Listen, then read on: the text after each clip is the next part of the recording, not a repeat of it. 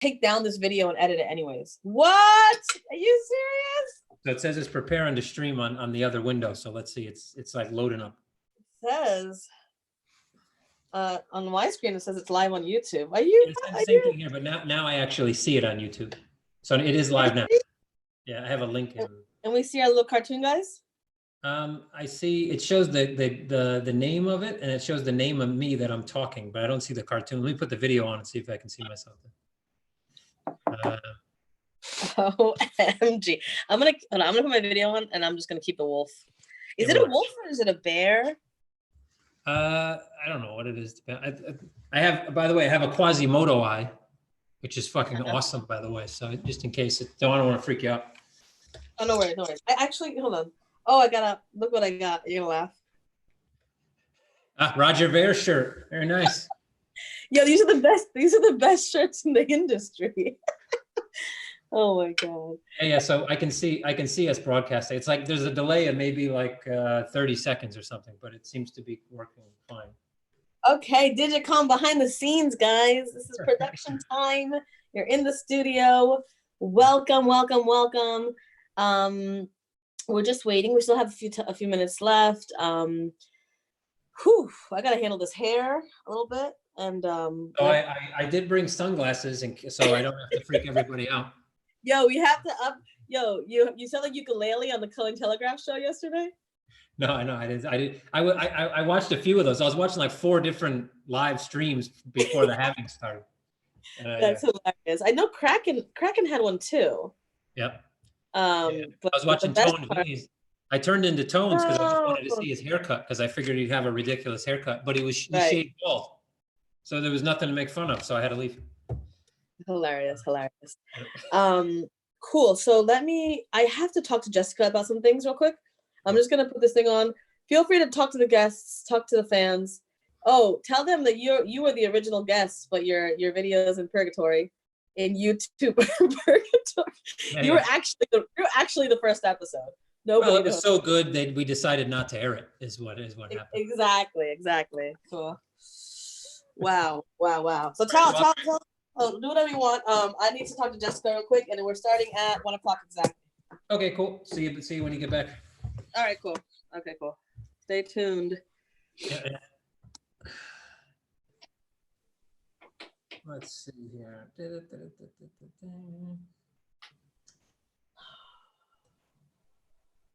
So I guess I'll go ahead and share this with my own little community. Maybe somebody wants to come in here and pass the time with me. Yeah, share it. Yeah, so I can share the direct YouTube link, right? I guess, or no? Or do we share the, YouTube, right? Yeah, you can just share YouTube unless you want them inside the thing. No. No, YouTube is better than they can subscribe. Make sure they subscribe. Okay, yeah, I'll let them know. All right, and I'm gonna call Jess.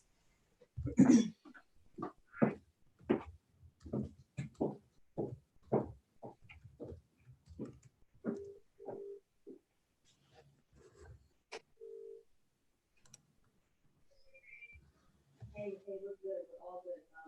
We logged in and we're good. The cool thing is, you know what, we figured out? I can actually do that with you. Like, I can just make you come into the webinar and I make you post and you log into.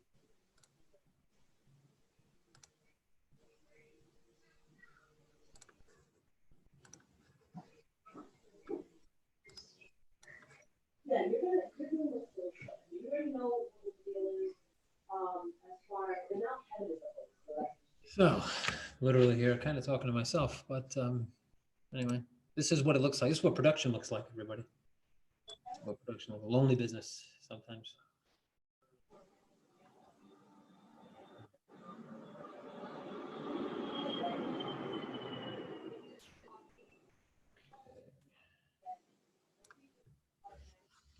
All right.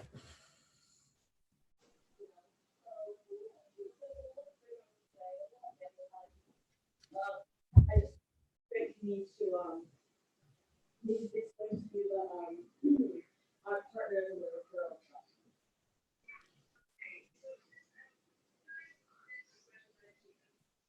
Okay, so I just want, for now I want to see you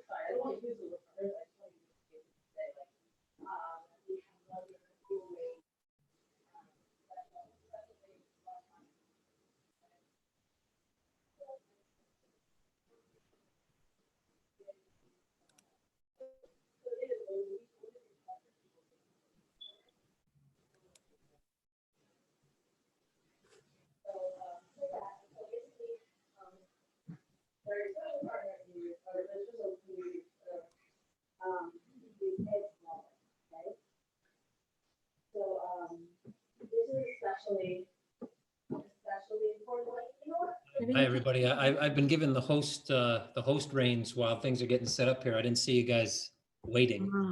So sorry for not adding you sooner, but. I see. That's good. So are you hosting it now? No, I think Jessica should be in shortly to actually do the hosting. I was just helping get everything set up from a tech perspective. Somebody was having some issues with connecting Zoom and YouTube. Just basically they couldn't log in from their device. So I was just helping. So I was given the host reins only temporarily here. That's good. So are you based in the States? No, I'm in Estonia, actually. Okay, okay. And how are things over there? Well, like everywhere else in the world, I guess, everybody now knows the amount of tiles on their kitchen floor and how, the amount of square inches in their ceiling, But yeah, my office, which I'm sitting in, is actually connected to my house. So fortunate enough, I've been able to come to the office most days, pretty much every day. So I haven't really felt so much the effects of lockdown. But that's good. At least how about you? Where are you calling in from? London. So I've been working with Anna. So yeah, I thought I'll connect and see how it's going. Okay, perfect. We got some more people trying to get in here. Hold on, let's see. Hi guys, sorry for the delay. I've been given temporary hosting rights and I suck at it. So sorry for not letting you in right away. How's it going, Kevin? Good. How are you, Bagsy? Sorry, my mic was muted on my end. Turns out I'm the technically improficient one here. Yeah, well, no worries. No worries. Yeah. I didn't let you in either because there's like this panelists and then attendees. So I don't know who's supposed to be where. So I'm just letting everybody in. Appreciate you, man. Am I on? This is Greg. Hi, Greg. How are you? Okay, you can hear me good. Hey, what's up, Greg? What's up, guys? Too much. Where do I have the option to turn my webcam on or off? Is there if you hover your mouse over the main kind of screen where you probably see me right now? Yeah. You'll see a footer where you'll see video. You'll see a microphone, a little camera. Should be able to click. Yeah, there's only a mute button. Usually like I don't. Maybe I have to allow it. Let me see. Give me a second. Yeah, I just see a mute button. Let's see. Which is fine. You guys don't have to. Hold on. So, I washed my mask for this event. Like I got to show something here. Yeah, I think I can promote to panelist here for you guys, and then you should be able maybe now to add video. I could be wrong, but no, you're good. You're good. Okay, cool. All right. So I don't know. I don't know who else is supposed to be a panelist. So if they're not in the list already, let me see. Okay, now I can get the video on here. I think. Actually, can you guys turn your own video on now, or do I still need to do it? No, I think I think I can manually do it. Okay, I just asked to start video. Yeah, now we're good. Okay. All right. All right. Gotta shut the blinds. Go for it.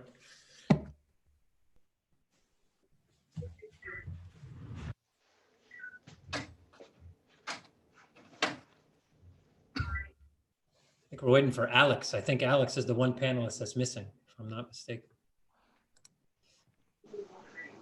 Actually, it may be Alex and maybe somebody else as well here.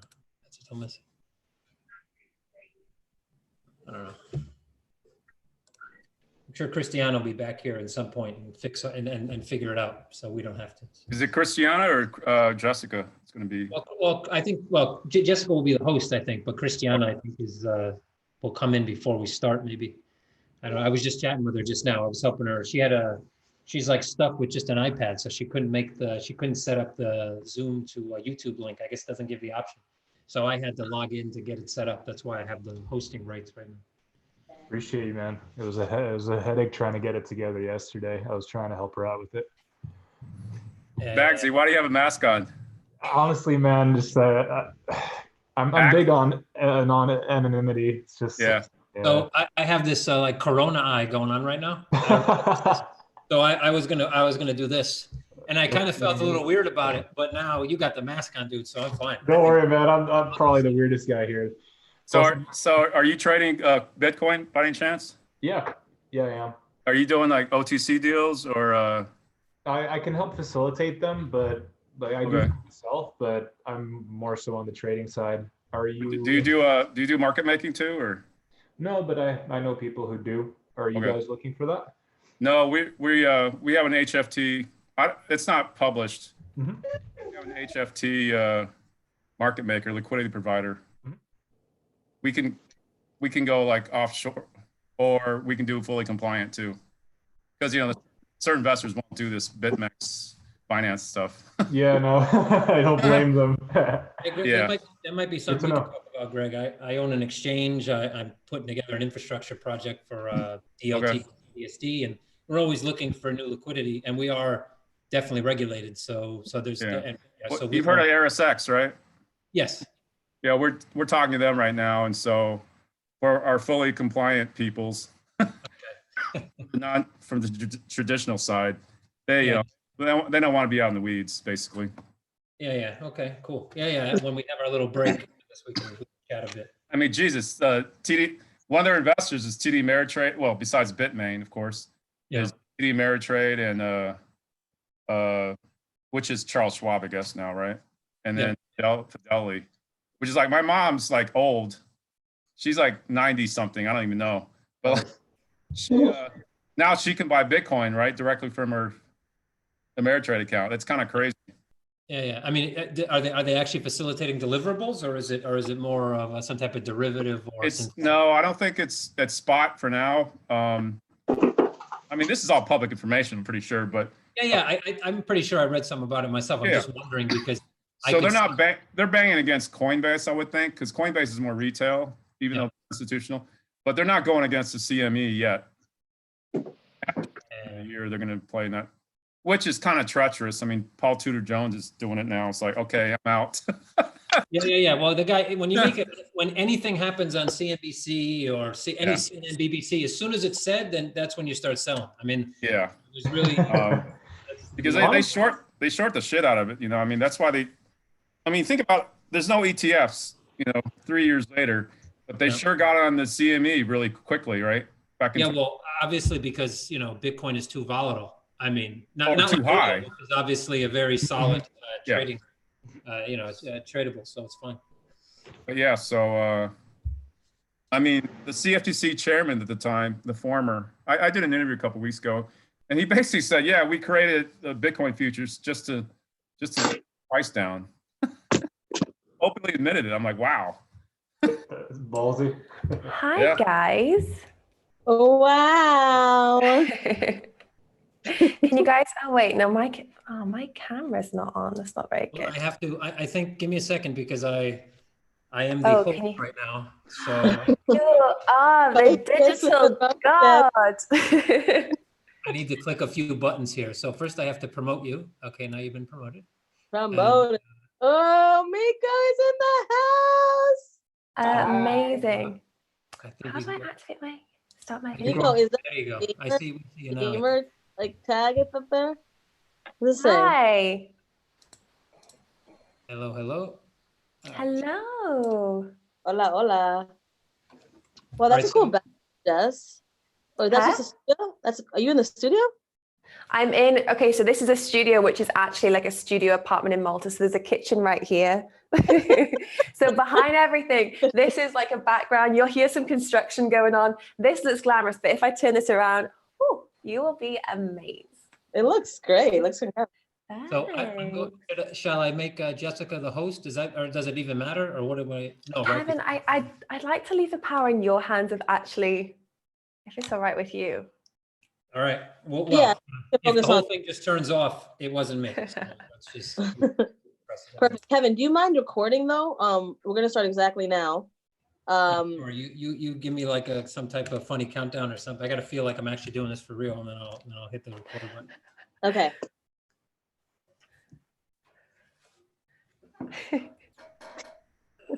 Hello, everyone. Welcome to DeFi Tuesdays. This is the Bitcoin halving special, and what a great setup we have.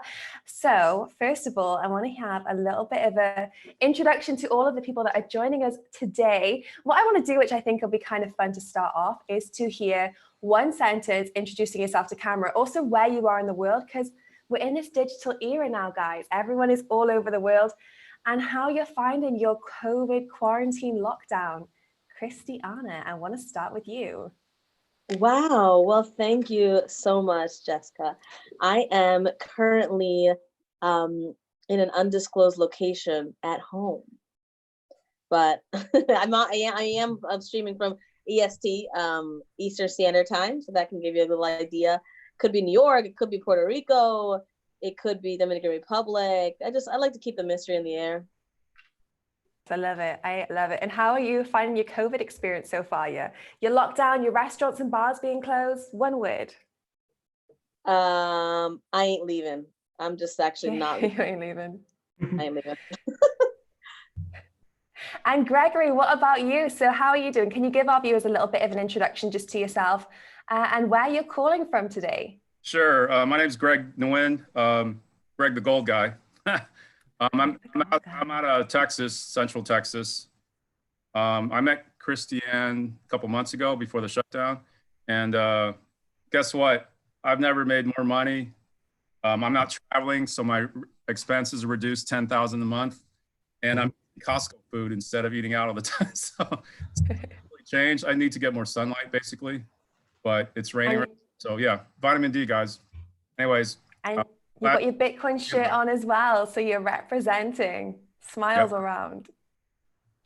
Thanks. And Bagsy's just joined with the mask on. Yeah. I love it. How's it going, guys? Thanks for having me. I'm Bagsy. I'm a cryptocurrency trader. First got into the space around 2014, and the experience is okay. Either way, I'm usually in front of the computer for a lot of time, so this whole COVID nightmare hasn't been too bad. Plus, like Greg said, I've been spending less as well, so cooking better. You know, it's not bad, but I miss my friends, and I do miss going to restaurants and all that, hanging out with people. It's yeah, that's probably the biggest bummer. I love the mask. This is the first interview I think I've ever done with someone with a mask on as well. So thanks for joining. And Kevin, you're calling from, and give our viewers a little bit of an introduction to Mr. Mirko. Sure, I'll try to keep my sentence with as less commas as I possibly can. So I am Kevin Mirko. I'm sitting in my office in Tallinn. I have a bit of corona eye. Don't worry, it's not contagious. So please try not to pay attention to it while I'm talking. But yeah, for me, I've been on kind of permanent lockdown for 20 years. So as an entrepreneur working from home for most of that time, I haven't seen sunlight in about 17 of those years. So to be honest, my life hasn't changed all that much, except for the one day a week I want to venture outside and I'm limited to where I can go. But outside of that, I think for me, it's kind of been business as usual. And I still am glad to get things a little bit back to, I guess, the old normal or the new normal or the new paranormal or whatever they want to call it now. But it will be nice to get back to some semblance of how it was before at some point. I love it. And also because you're in Estonia as well, it's a calm place anyway. There's not so much human to human contact. So yeah, they are professional social distancers from birth. So it's kind of second nature for them. So nice and easy to adapt, I guess. Nice and easy. Well, now that we've got the introductions out the way, I think it's going to be a great set of conversations that we're having today, because we're going to be looking in at what the Bitcoin halving means for the digital economy moving forward, how we're seeing this future industry in this space, what we need for it to go. Give on Live, it's the first time I'm hosting, so Christiana, thank you for the opportunity. I'm super excited to be part of this. And Miko's joined us as well. Hey, Miko, how you doing? Hey, and I see Alex. Oh, you see Alex too? So there's a little bit of a lag. We're all here. Yeah. Hey, guys. Hey, Alex, how's it going? Great. Here, joining you from New York City. Beautiful day in New York. I don't know if you can see the outdoors here, but a beautiful Corona day in New York City. Awesome. We were giving our viewers just quickly a short introduction sentence as well for those that are watching. And Alex and Miko, I think for a lot of viewers, you don't guys really need an introduction, but for those that maybe could do with a little bit of a recap, Alex, maybe you'd like to start just a short introduction sentence on yourself. Sure, I'll start by saying something that most people don't know, that Miko is a good friend and has been an advisor to the Celsius Network from almost day one. So definitely one of the kind of the pillars of the crypto community. So it's a good choice of adding him to this group, you know. But Alex Bashinsky, I'm the founder of Celsius Network, based here in New York. Been in crypto since 2013, and you know, great time, and we're doing great. We actually, again, since Corona kind of started, we've doubled our number of people signing up every day. So it's almost like it was free publicity, or it was like going into turbo mode. So we're hiring. We just hired a few people, hiring a few more, and I know a lot of people are suffering, but and you know, there's definitely a good side to this Corona pandemic. Exactly, there's a need for information as well, for sure. And Miko, I want to go to you now, just a little short introduction for some of our viewers that would love to get a little bit of insight into the work that you do here. Absolutely. Really appreciate the shout out from Alex. I am a Celsius advisor since very early on.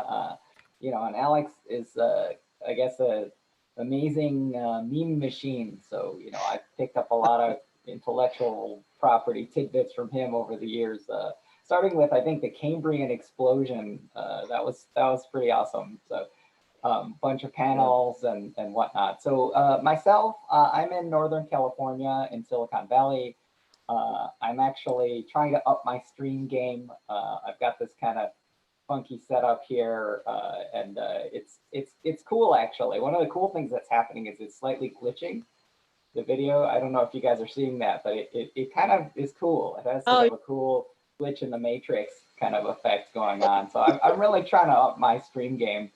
You know, in terms of my background, you know, I'm a general partner of Gumi Cryptos Capital, which is a venture fund, and I'm also a co-founder of the Evercoin Exchange, which is a mobile wallet and non-custodial exchange. So check it out. And I tweet at Miko Cryptos now, so check that out too. See, I've got the those things going on. Amazing. You've got the plugs in there too. I love it. And we also have some other people, here we go, on the line too. So we have Danish from Bitcoin.com exchange. Hey, how are you doing today? Welcome to the chat. Hey, Jessica, how are you? I'm very good. So we were looking to give our viewers a little bit of an insight, just a few sentences. Where in the world are you calling from today? And can you give us like just a one sentence bio? Yeah, so I'm in cold and gray London, hanging out inside. So yeah, I'm Dan Chaudhry. I am the head of Bitcoin.com exchange. So we're, you know, crypto focused exchange. And of course with Bitcoin.com, we're promoting Bitcoin Cash as one of the main trading pairs. We've been live since September. So, you know, good 6 or 7 months. And yeah, looking forward to growing over the course of the year. Awesome, thank you. And now we have Crypto Marina is joining us in the chat as well. Do we have video for Crypto Marina? Hey, wow. How are you? That is, everyone's setups on this stream is just 10 out of 10. This is actually not my creation. It was really kind from Ton Weiss to share his background with me. He's been using this at lockdown show. So it's like a bunker with a Bitcoin sign on it. It's quite cool. I love it. So Marina, maybe you can just give one sentence to the viewers just before we jump in, just for them to get a little bit of context on you and the work you do in the space. My background basically came in from marketing and business development side. I'm like a freelancer consultant, and also I try to produce content when I have some free time. So that's basically it. I'm on my own.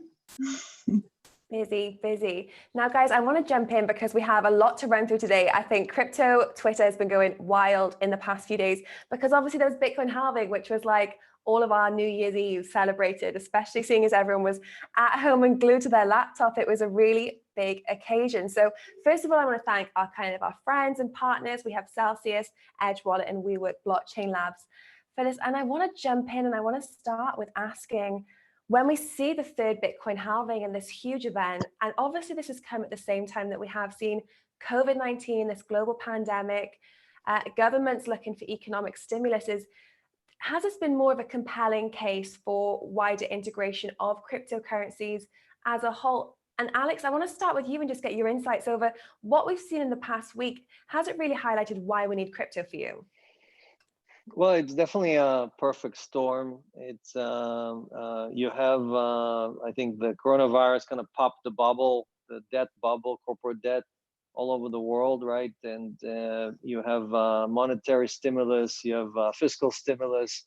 The Fed printed more money in 2 weeks than it did in 100 years.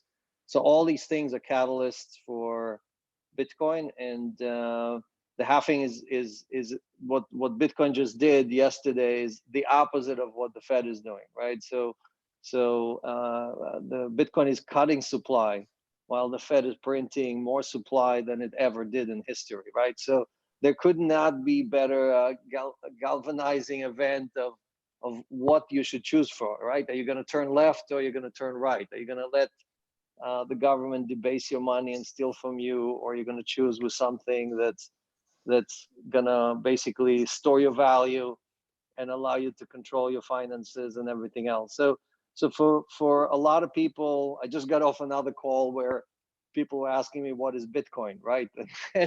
So it's still a niche play. It's still something that a lot of people don't know, and we are the foot soldiers of Satoshi, right? We got to go out there and educate people and teach them about why they need this, right? So there's never been a better kind of alignment of both the story and the conditions and everything else, but it's not going to happen by itself unless we do the hard work of educating people and showing them how this is in their best interest and their benefit. They're going to stick with the good old bank that did not serve them for the last 700 years. But soldiers of Satoshi, I love that. And I think something that I saw was actually that the F2 mining pool that had mined the last block before the halving made reference to the New York Times 9th of April 2020 article with the $2.3 trillion injection in homage to the initial block that was mined all those years ago, which had reference to the Times article in 2008. So it does seem, you're right, like the perfect storm. And Miko, I want to ask you as well, when we look at this current situation as someone that really is, representing Evercoin and is really looking at these digital currencies, how do you view the situation right now and moving forward? Is this going to see a surge in onboarding? Yeah, so as Alex was mentioning, I think that this is really an absolutely unprecedented perfect storm for Satoshi's foot soldiers. We definitely are seeing an unprecedented money supply. So, to me, like $6.13 trillion Federal Reserve balance sheet. And today, what happened is that the Federal Reserve started buying ETFs. So the Federal Reserve. So this is Fed capitulation day. If the Federal Reserve is buying corporate ETFs on the open market, this is really the end. Right, it's really the end of the road. So, I think we're really seeing very unprecedented macroeconomic pressures. Obviously, all COVID-related, unprecedented depression level. Unemployment. Doing kind of a Bernie Sanders thing with my finger. And it's really astonishing. So, it is a perfect storm. Obviously, the halvening of the supply coinciding with this phenomenon, it's really unprecedented. So we'll see. People often ask when moon. So I think that it's really not about the price or the timing of the price. It's to me, I'm really into what I call the 10-year moving average. Of which we really only have one window at the moment, right? Because Genesis block 2009, January 3rd, right? So, you know, it's only been 11 plus ish years. So it hasn't been that long.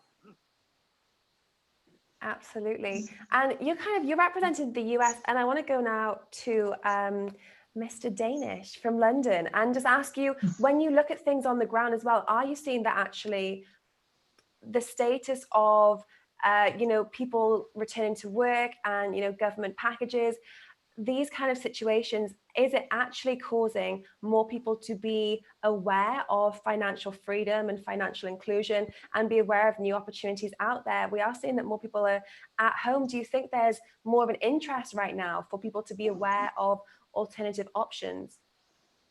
Yeah, I mean, 100%. As soon as you know, lockdown started happening, we started seeing, from an exchange perspective, we started seeing a volume spike up because I think people became a lot more aware. Obviously, part of it could be because of boredom or whatever, and so on and so forth. But I think along with what was happening in the economy, people were definitely interested, and our user numbers spiked and our volume spiked.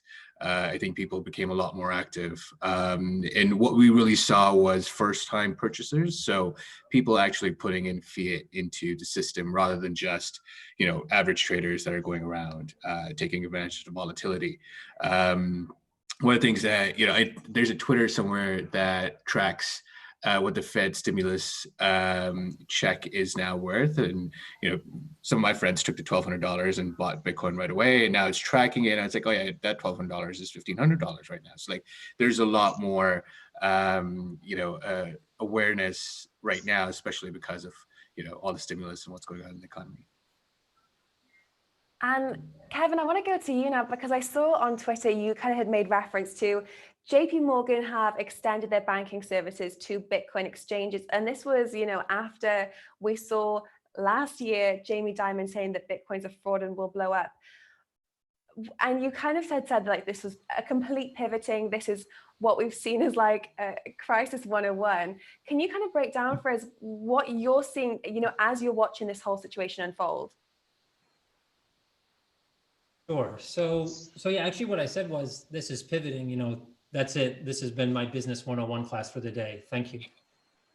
You know, I think people in the industry, when I say the industry, I'll say that, you know, the crypto industry as a whole, everybody who has a product likes to promote it, but some people get really overzealous and take everything either as really good news or make it seem like it's extraordinary. Here we have a banking giant that from the beginning, obviously, maybe he wasn't, but definitely was paying people to look into any new fintech or any possibilities where they can possibly either make more money, streamline their own business, reduce costs, et cetera. His own personal opinions are almost meaningless. And the fact that he made them public and then somehow now seems to be, you know, doing a complete pivot to loving the technology, I think is, if you look at it that way, I think you're missing the big picture. And the fact that they're banking Coinbase and Gemini is definitely not for transactional volume. It's not for the fees that they're going to make, because they won't make much. Most US clients will be depositing via ACH transfers. They're going to make pennies on every transaction. Even with billions of transactions, the overall amount of money they make versus the compliance costs that will fall onto them when they're bringing on third-party money through these platforms, they won't make any money. The amount of money they make will be small. So there has to be some underlying partnership. There's a reason they gave them those accounts, whether they're testing the waters, whether they want to see, maybe they have a partnership in the works for custody. Maybe they want to bring crypto to JP Morgan's clients. Maybe they want to fix their own cross-border mechanism, their own coin or their own blockchain that they worked on with a consortium of, I don't know how many, 28 banks, whatever it was. So there's definitely an underlying reason, because there's not a lot of money in doing transactional banking for third party. You know, the banking as a service system in general, it started, like BBVA started to do that. There's companies in the UK like Rails Bank and even Currency Cloud and Solaris in Germany that have tried to go into that business, and most of them fail because there's not a lot of money in it. So I just wanted to touch on one thing, that the halving. So this has been a pain point for me that I just have to get out there. I guess I already have gotten it out there, but not with the people in the room, so why not? You know, the halving, everybody that came to me with, you know, with all like little kids, you know, like, oh, the halving's coming. I see all these countdowns and everybody's getting all, what's the big, I mean, step back for a bit, you know, take off the I Love Bitcoin hat. I have one of those, by the way. It's in the office here somewhere. There's an I Love Bitcoin hat. I probably have a t-shirt and a scarf as well, right? So we all love Bitcoin, right? But what happens is if you look at Bitcoin and how it's actually moved, what it's used for, it is a speculative asset almost above anything else at this point, right? That's its main use case. It's a speculative asset. So when you look at any speculative asset, you have to look at trading volumes, where it's actually used. The amount of supply coming in from minting is so far below the actual volumes that are being traded on OTC order books across the entire industry that reducing it to zero right now wouldn't make all that much of a difference. The scarcity argument is already built in. The scarcity argument is 21 million. We're at almost 19. There's only like 8% more Bitcoin that are going to be mined in like 100 years. It could have all the way to zero. It could almost go to like negative point something, and it wouldn't have much effect right now on price, either in short, medium, or even, well, in crypto terms, long term. In real macro terms, short to medium term, no effect whatsoever. It's the least affecting denominator in the price of Bitcoin compared to anything else. Hype, bigger, much bigger driver right now than the halving. So sorry, I had to get off that my chest. So I'll let everybody else speak now. Can I jump in there, actually? One of the things that's really interesting is Chainalysis suggests that up to 4 million Bitcoins may actually be lost forever because of lost private keys. So, if you think about that impact versus the kind of very small happening supply shock, it's really just kind of like Bitcoin.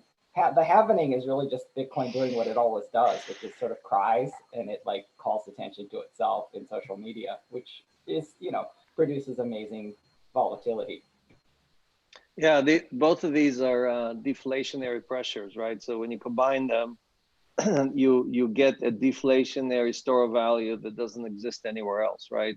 I mean, gold is adding 3 or 4% every year in supply, right? And will continue to do so for the next few hundred years.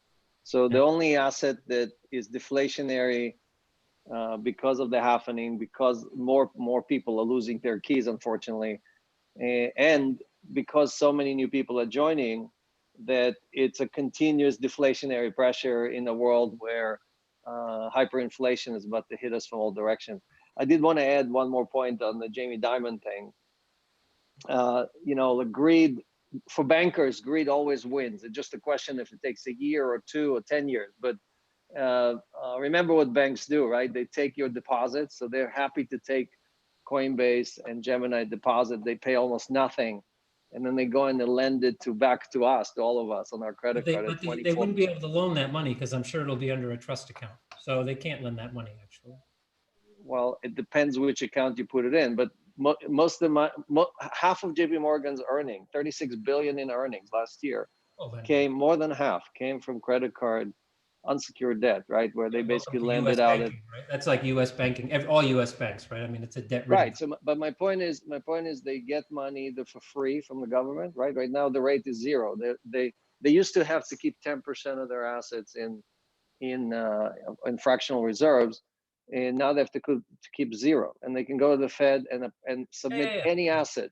In theory, that right now, according to the current rules, they could go and submit Bitcoin and get full value, 100% of the value, to lend out to anybody at 24%. That would be a legal transaction according to the current law. It's a good point. It's just one last thing, Jessica, if you will allow me. That's a good point that Alex makes, and I was going to mention it, but I totally forgot. Not the exact point, but something along the same lines. Was simply that obviously now with fractional reserve banking, then banks being able to lend whatever they want. We see everybody talks about a perfect storm, and most of that talk here and elsewhere has been about how this should be like the perfect storm for Bitcoin to rise. The waves come and Bitcoin rises above the clouds.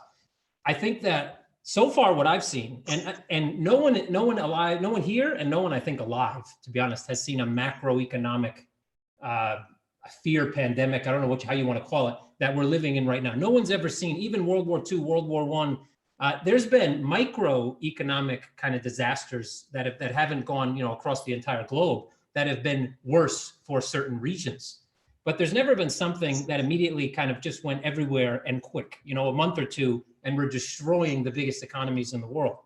So shredding the largest economies. Yeah, exactly. Destroying, obliterating. I don't know what adjective everybody wants to use, but the best adjective you can think of. But the thing is that economics is a theory, right? Generally speaking, right? So anybody who knows economic theory understands what this should mean. But also, most people that applied economic theory, general economic theory to Bitcoin a year or 2 years ago, if you would have told them, okay, what happens if the entire global economy shuts down for 2 months and there's no retail, or unemployment goes to 30% in the US, where's Bitcoin go? They go, Bitcoin be at 1 million. I mean, easily 1 million. Somebody else will go 5 million. And then Roger Ver would stand up and go, well, I'll go to 0 and Bitcoin Cash will go to 5 billion or whatever. Somebody would come up and say something, but it hasn't happened. So I think what we're realizing in the first that anybody's ever lived through global macro economic meltdown, the economic theory, most of it, at least for the things that have been taught, hasn't really come to pass. So I have to get a trader's perspective on this though, because I think when we do look at this whole macroeconomic situation, and I want to go to Bagsy because I want to hear what your view is of this catalyst that we've seen. How have you viewed everything? You mean catalyst as in the halving? Catalyst as in the COVID situation mixed with the halving, the recent halving that we've seen, everything kind of thrown into this one basket, which is just this kind of big ball of uncertainty for a lot of people. What have you made of the situation? I'll stick my opinion to crypto. I feel that many people in here have a better grasp of the entire economy. But for crypto, I agree with, I believe it was a couple of you said, I think that it's a non-event, the halving. I think that it does bring volatility and it brings, some interest to the general public. But on the grand scale, it doesn't, it matters on the long term, but in the immediate, it doesn't. What's most important long term is that people actually utilize Bitcoin in the long run. And I don't know if we're seeing that just yet. And I don't know if that will eventually come to pass. Now, that doesn't mean that price can't go up in the long run. And in the end of the day, it's about accumulation. The people with a lot of Bitcoin want to make money. So eventually price runs up. So in terms of Bitcoin and the cryptocurrency market, like to me, the whole COVID-19 thing, if you ask me, I don't think it's had too much of an effect. Maybe it even helped certain people accumulate. But I do know that if the economy keeps going the way it is and people aren't able to return to work on a grand scale, I feel it's like a house of cards. Now, again, I'm a cryptocurrency trader. As I said, many of the gentlemen and ladies here are probably better informed about the whole economy. But in terms of crypto, it's to me, it's a non-event. And you've said of the phrase accumulation there. For you, do you view accumulation as more important than actually the circulation of using digital currencies like cryptocurrencies in day-to-day life? Do you use crypto? I did actually, and I do. I first got into crypto because I had a business and we were accepting cryptocurrency, and that's kind of how I was introduced to it in the first place. But I think that in order to truly see a 2017 like pump where you have a blow off top, all that, like, balls to the wall, it is important that the general public is involved. But at the same time, I think the general public gets involved when price is going up. So when they do see Bitcoin go past 10K, they're like, wow, it's a great price, we should get in now. So it's a tough question. Maybe someone else can help me with this. I really don't know the answer.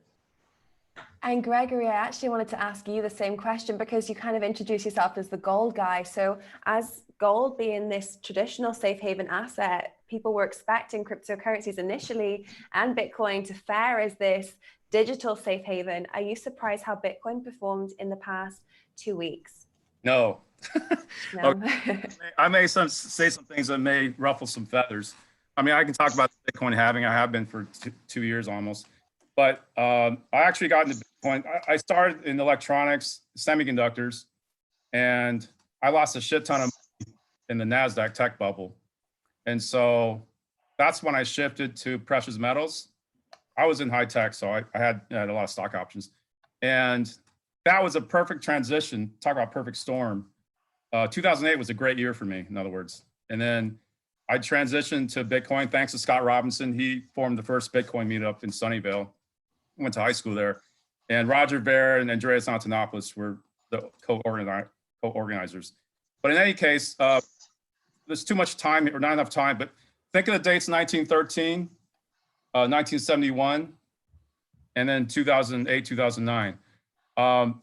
people can research that, who's ever listening to this. But basically, I have a different take because of the capital markets, the way they operate. This is all about the dollar, honestly, guys. The repo markets, as you guys in finance know, were convulsing in September. Okay, we were in deep shit then, and then me and a couple of traders are thinking, what's going on here? We've had negative interest rates for years. Now, we're going from 2 to 10% overnight in the repo. Things were going really bad, and so this, to me, it's like the pin that burst the bubble. But at the same time, I'm not saying it's by design. I'm not into that conspiracy. And this is where it gets kind of weird. But I think with supply and demand, I think when the demand for money goes up, interest rates go up. Guess what? We've got this huge debt bubble everywhere, the everything bubble, right? If interest rates go up, we're all smoked. We go from insolvent to bankrupt, including the US Treasury and the Fed, okay?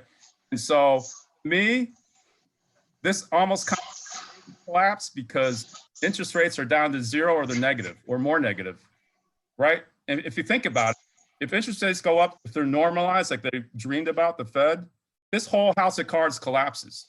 So we can talk about the halving, talk about trading. At the end of the day, it's to save the dollar, fiat currencies. At that point, I don't care if fiat collapses. I don't care what the price of gold is and denominated in dollars, silver, Bitcoin. It's going to go up. And I'm not selling.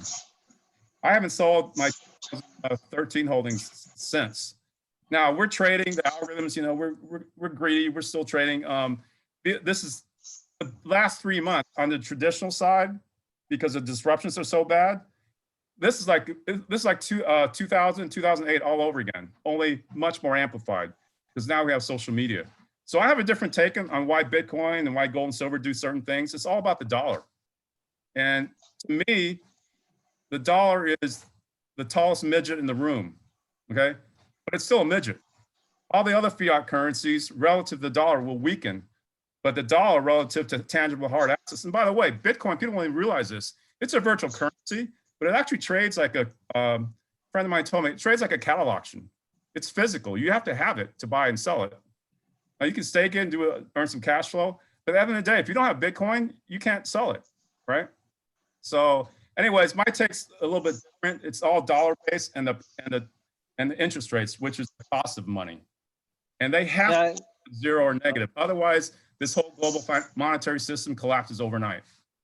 Yeah, so you're 100% right about the dollar. I mean, it is a house of cards, but it is also the reserve currency of the world. And when you're seeing other fiat currency collapsing, like Argentina or Turkey or Lebanon, or there's 20 countries now whose currencies basically are down between 20 and 50% against the dollar, and more than that against the Bitcoin.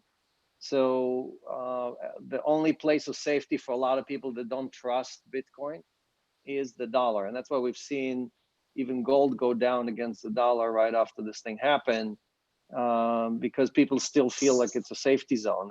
And you're right, the Fed is creating zero rate policy all by themselves. If you just let the dollar float as a free market, the rates would be completely different, right? But right. We live in a world where everything is a mirage, and for most people, all of their assets are denominated in dollars, their real estate, their bonds, their stocks, everything they own, and they think that they are sitting good. They don't understand that they need gold and Bitcoin as non-correlated escape valves. Well, so I think we agree. My point is, we agree with you more than you think. Right. Well, I'm a contrarian in a sense. Everybody wants a V-shaped recovery. Number one, it's not going to happen. Number two, it's a crooked L. It's like this, Yeah. When the economy does recover, though, rates will go up at some point, and then that's when the real happens, because everybody, all these people are over leveraged. They're going to default. So be careful what you wish for, because usually when the economy recovers, inflation goes up a little bit, rates may go up a little bit. It's a sign of economic strength. But we're dropping 35, 40% now in GDP. So when the economy does recover, the demand for money will recover and interest rates will probably rise. And at that point, if you look, there's $160 billion of Bitcoin. There's probably $260 trillion in the bond markets. Forget the equities. That's like 80 trillion. We've got over a quadrillion of notional derivatives. Okay. And so if those blow up, interest rates, derivatives blow up, we're in deep shit. Oh, sorry. I shouldn't say that. It's a family audience, but you guys. Family show. So anyways, that's my take on it. It's pretty extreme, I guess. But well, that's why the Fed basically said we'll do anything to reflate these assets, because you're right. There's forget about the derivatives. There's $247 trillion just of notional debt, just straight corporate debt that has been borrowed. That number didn't go down. So when you see equities and everything else drop by 20, 30, 40%, and the debt stays at the same level, we all know that the restaurants and all the other places here, when they reopen, they're not going to reopen at 100% occupancy. They're going to reopen at, hey, 25 states already reopened, and the occupancy level is below 50%. So we know that all of that is going to come to bear. All that debt is going to have to be either repriced or recycled, and that's why the Fed is jumping ahead of it and saying, no worries, we'll buy all the debt that we need to do. We know how it's done in Japan. We know exactly how to do it, right? So they're gonna have to buy hundreds of trillions of dollars, not tens of trillions of dollars, to basically reflate the economy. And you just imagine what happens to the dollar when you print 100 trillion of it on top of what we have already. This was my point about theoretical economics, in that right now we're sitting on the cusp of a bubble that every theoretical economist, any economist that has ever dealt in economic theory assumes they know what will happen. But so far up to this point, many things that you would have assumed would happen haven't happened. I'm not saying they won't happen. I'm in agreement about 99%. But I think it's probably one of the most interesting times to be alive if you think anything about economics is actually interesting, because we've never seen anything to this. And I'm not just forget about just the U.S. Obviously, being by far the biggest economy, especially when you tie in equities and bonds, there's no real.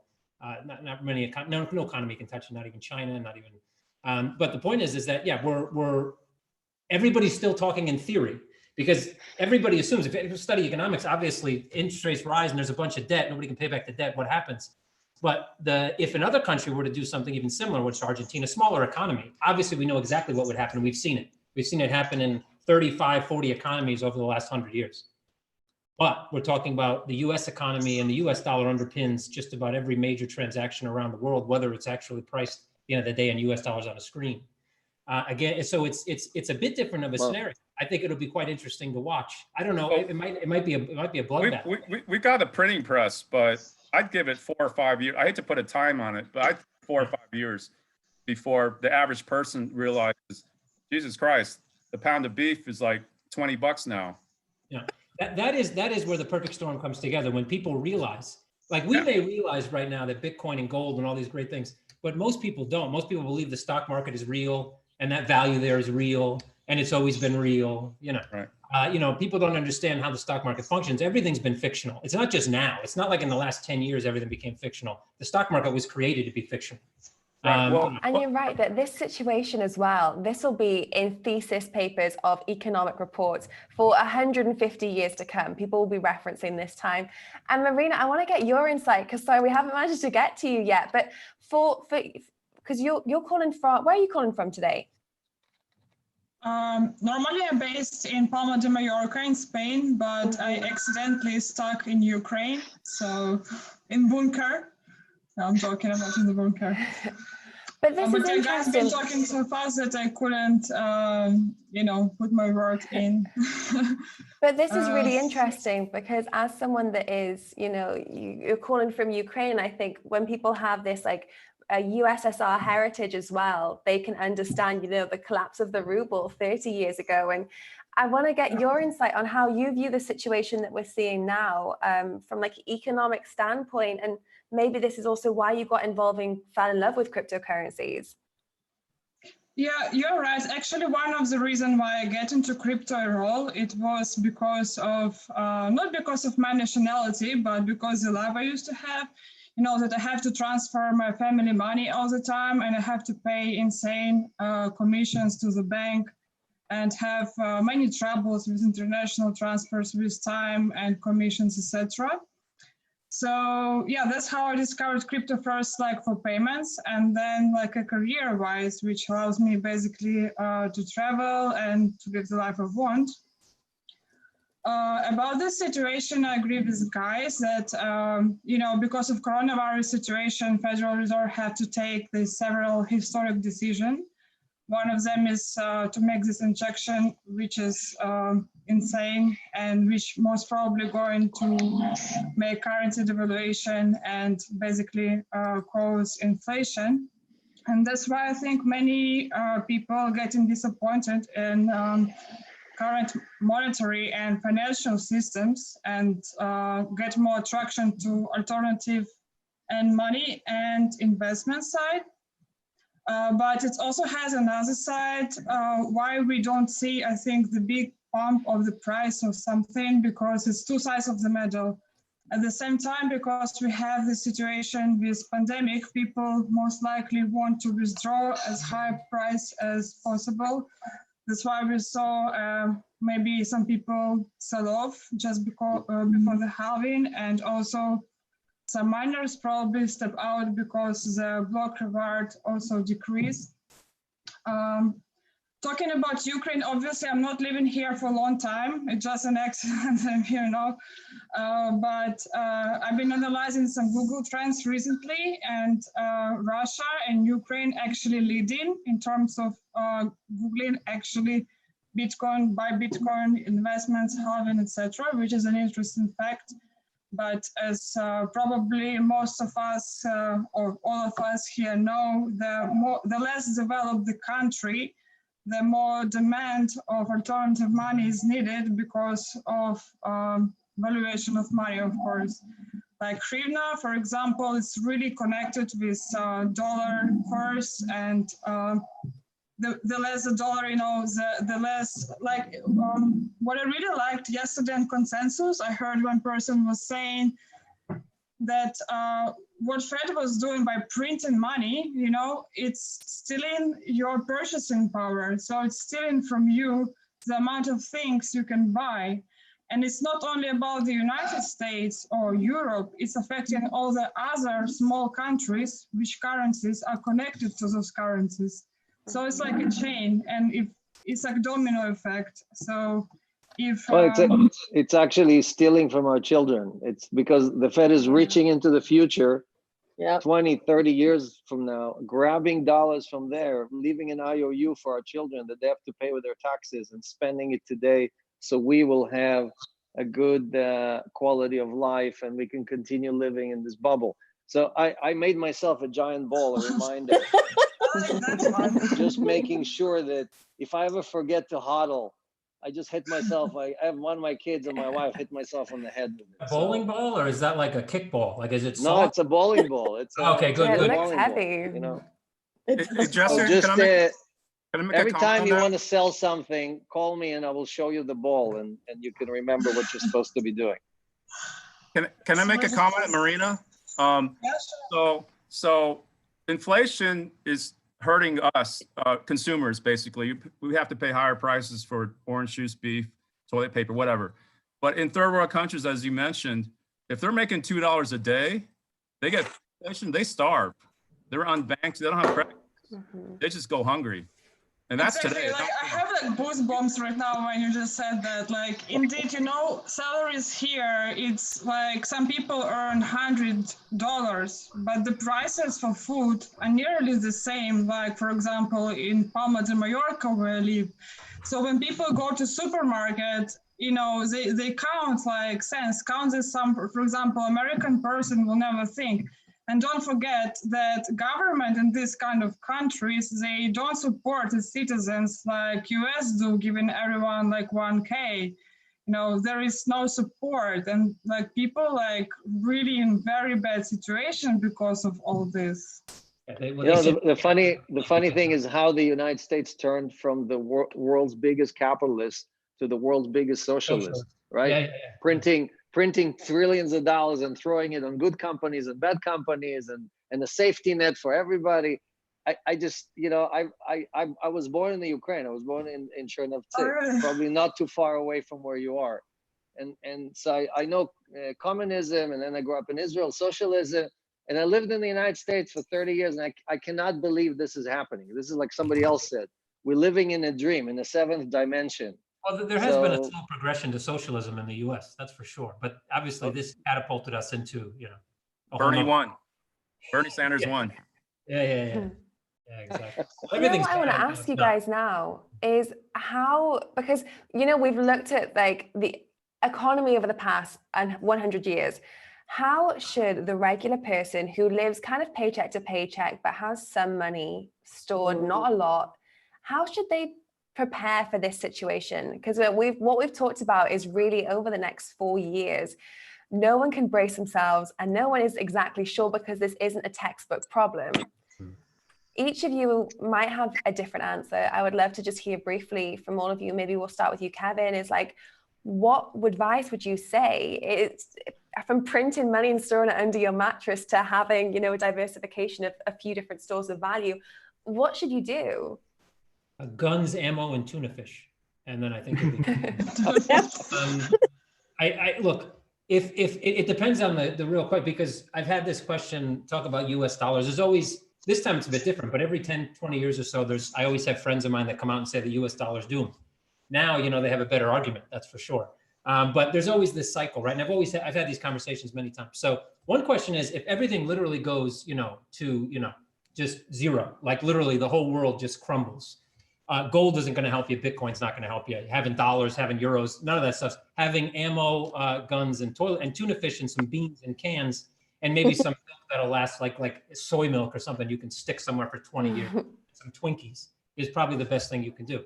But in terms of, let's say how the world usually operates and hopefully continues to operate, passive income, I think the people need to understand that, one, they need to diversify themselves outside of wherever they may sit. That's the same thing. If you sit in the US, you shouldn't have all your money in US dollars. If you sit in Europe, you shouldn't have all your money in euros. Diversification, but over diversification can also be a problem. Don't put all your eggs in one basket. Everybody's heard all these things a million times. But in terms of right now, obviously having something that is deflationary makes a lot of sense, especially in our current times. So you can obviously gold by the gold bugs has been proven to be deflationary, though my grandpa bought gold in 1985 for $800 an ounce. I bought it in 2005 for $256. So you can make your arguments on whether it truly is over, depending on what period of time. Many deflationary things can be deflationary over long periods. But you could buy Bitcoin today and then the world crashes and it's worth 35 cents. So, who cares if it's deflationary? It's still valueless. So anyway, I would say from just a high level diversification. In terms of right now, I would try to find passive income. So that means taking what you have and putting it somewhere that it can actually make you money. Stores of value are also a good thing. You pick your store of value. Everybody's not going to pick the same one, but find somewhere where you can store some value that it actually will hold value should everything literally go to zero. Yeah, I'd love to make a point on that. Just a quick plug on Give On Live. So basically, just a personal story. I was able to launch my consulting business traveling around the world and deep dive into crypto because I had residual income coming in from my Airbnb from Puerto Rico, right? So I set up a system, the housekeepers and the hosts, they kept things on lock, and I just clicked admit, right? And so then I was able to go back to Korea, launch my consulting business, and really engage my creativity and my curiosity for a new industry. But I couldn't do that if I had to pay my bills and I didn't have any money to do that, right? So residual income, whether it's real estate, whether it's renting out property, obviously it's not going to be available now, guys. But the Give On Live, what we're offering with Give Live, with taking your talent and monetizing it with Livestream, whether it's teaching trading like Bagsy, right, or any of these things. Get creative, right? What if you're a mom and you're a yoga teacher? Don't you think maybe a yoga company might want you to become an affiliate because you have direct, very high touch contact with fans that are moms? So just get creative, guys. And we're here to support with Give On Live, but it's all about multiple streams of income all day long. Love that. Warren Buffett said that the most powerful force in the universe is interest, compounding interest. And part of what we try to do at Celsius is deliver, basically our wallet gives you 3 asset baskets, right? If you love your dollars, fine, we'll pay you 9% compounding on your dollars. But what we focused on is bringing people. We have a digital gold, meaning you can actually buy gold and have it compound at 4%, or you can put Bitcoin and compound at 4 or 5%. And same thing with Ethereum and 26 other assets. I think if even if you live in the Ukraine and you only have $10 that you can put a month away, over a long period of time, the asset itself appreciates and the compounding appreciates, and you will actually be able to escape the disastrous economic situation that country is facing for the last, whatever, 10 or 15 years. So it's going to be very hard to do that through hard work, right? Converting your time into dollars or into local currency is not going to allow you to get there. So it's I think, you know, saving, which is a concept, especially in the United States, is a concept that is completely foreign. People just love to spend. They really don't want to save. But I think we're going to rediscover, a whole generation is going to rediscover this idea of saving and earning compounding interest. Yeah, I'd have to agree. I think I agree with Kevin, Christiana, and Alex as well. I think when we say, oh yeah, the average person should diversify, it's a lot easier to be said than done. Like, people don't have the access to a lot of the tools that, you know, we think, oh, hey, yeah, why don't you go buy like a treasury bill or like do this and like, you know, diversify and all these like different assets, like buy some real estate. Like, it's not everybody has the access to that. And I do agree with Kevin in like 4 or 5 years when shit hits the fan, like, for example, miners capitulate, your Bitcoin is worthless, right? Like, and all this stuff. So in that, like, I'm from, my family's from Pakistan. Like, I have families that run, my families run like investment banks and, you know, other financial institutions. And you talk to them like, hey, what are you getting into? And they're like, hey, you know, one of the businesses that we're going to get into is like food and food production, because when everything goes to hell, like, people are going to need food. And that's one of the things that we will invest in, sort of thing. So that's like, you know, third world, like developing nation kind of perspective as to like what asset could be useful when everything kind of destroys itself. But, you know, tools like Celsius and what Alex provides is what's something, you know, I would say somebody who has a very basic understanding of how to use a debit card and credit card to purchase something and stick it under the mattress, sort of thing, is something that I would say, like, something that gets you that passive income, you know, compounding interest over the next 5 to 10 years in these assets that, you know, you hope that they don't die, but, you know, stick around, sort of thing. So that's what I would say. You know, every month, just a little bit, you know, skim off $200-300, just stick it in something like Celsius, and, you know, forget about it. And it's so interesting to think people that were, oh, Christina, Maria's got something as well. I just wanted to say that this all depends on your resources. Of course, if you have like some spare money to invest, diversification is definitely a great solution. If you have some income, which you can save some, I don't know, 10-20% to reinvest, is also cool. You can use it for staking or something. And if you don't, you can do something like Christina said, you can get new skill or go digital, or, you know, start to develop this income. It's not a promotion, but the company I'm consulting now, for example, you know, there is like this fintech industry of robo-advisors. So it's like algorithms which can basically automatically trade for you.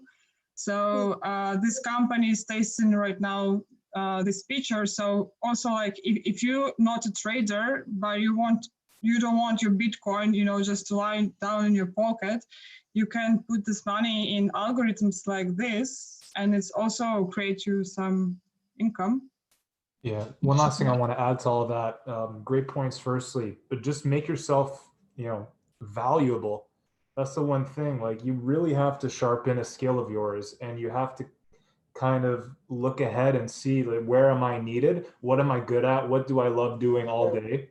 And then just find ways to create money streams through that. You know, investing is all good, but when you're living off nothing and you have a few dollars a week, I mean, Celsius might be a great product. I don't know much about it, but I think there's better, you know, things to do with the little dollars you have. But if you have money, then of course, compounding that is great. But most importantly, just be the best you can be and try to make yourself valuable to other people so that they will come to you when it's time. If you guys watched Paul Tudor Jones on CNBC yesterday, I think he did he basically disclosed that he has 2% of his, almost 2% of his $30 billion fund in crypto, right? So it's about $500 million worth of Bitcoin. But if you listen carefully, all the way at the end, the last minute, half a minute of this 10-minute conversation, he talks about what am I gonna tell my kids? What did I do during the second biggest depression, right? And so he's basically telling you there's a huge depression coming, probably bigger than 1930. And because of that, half of the population in the world is gonna have to retool, retrain itself for a new profession. Because all the stuff that we needed when we were living on the future, borrowing from the future on dollars we don't have, all of that is gonna disappear. And we're all gonna need to live on something like produce food or like do things that actually matter.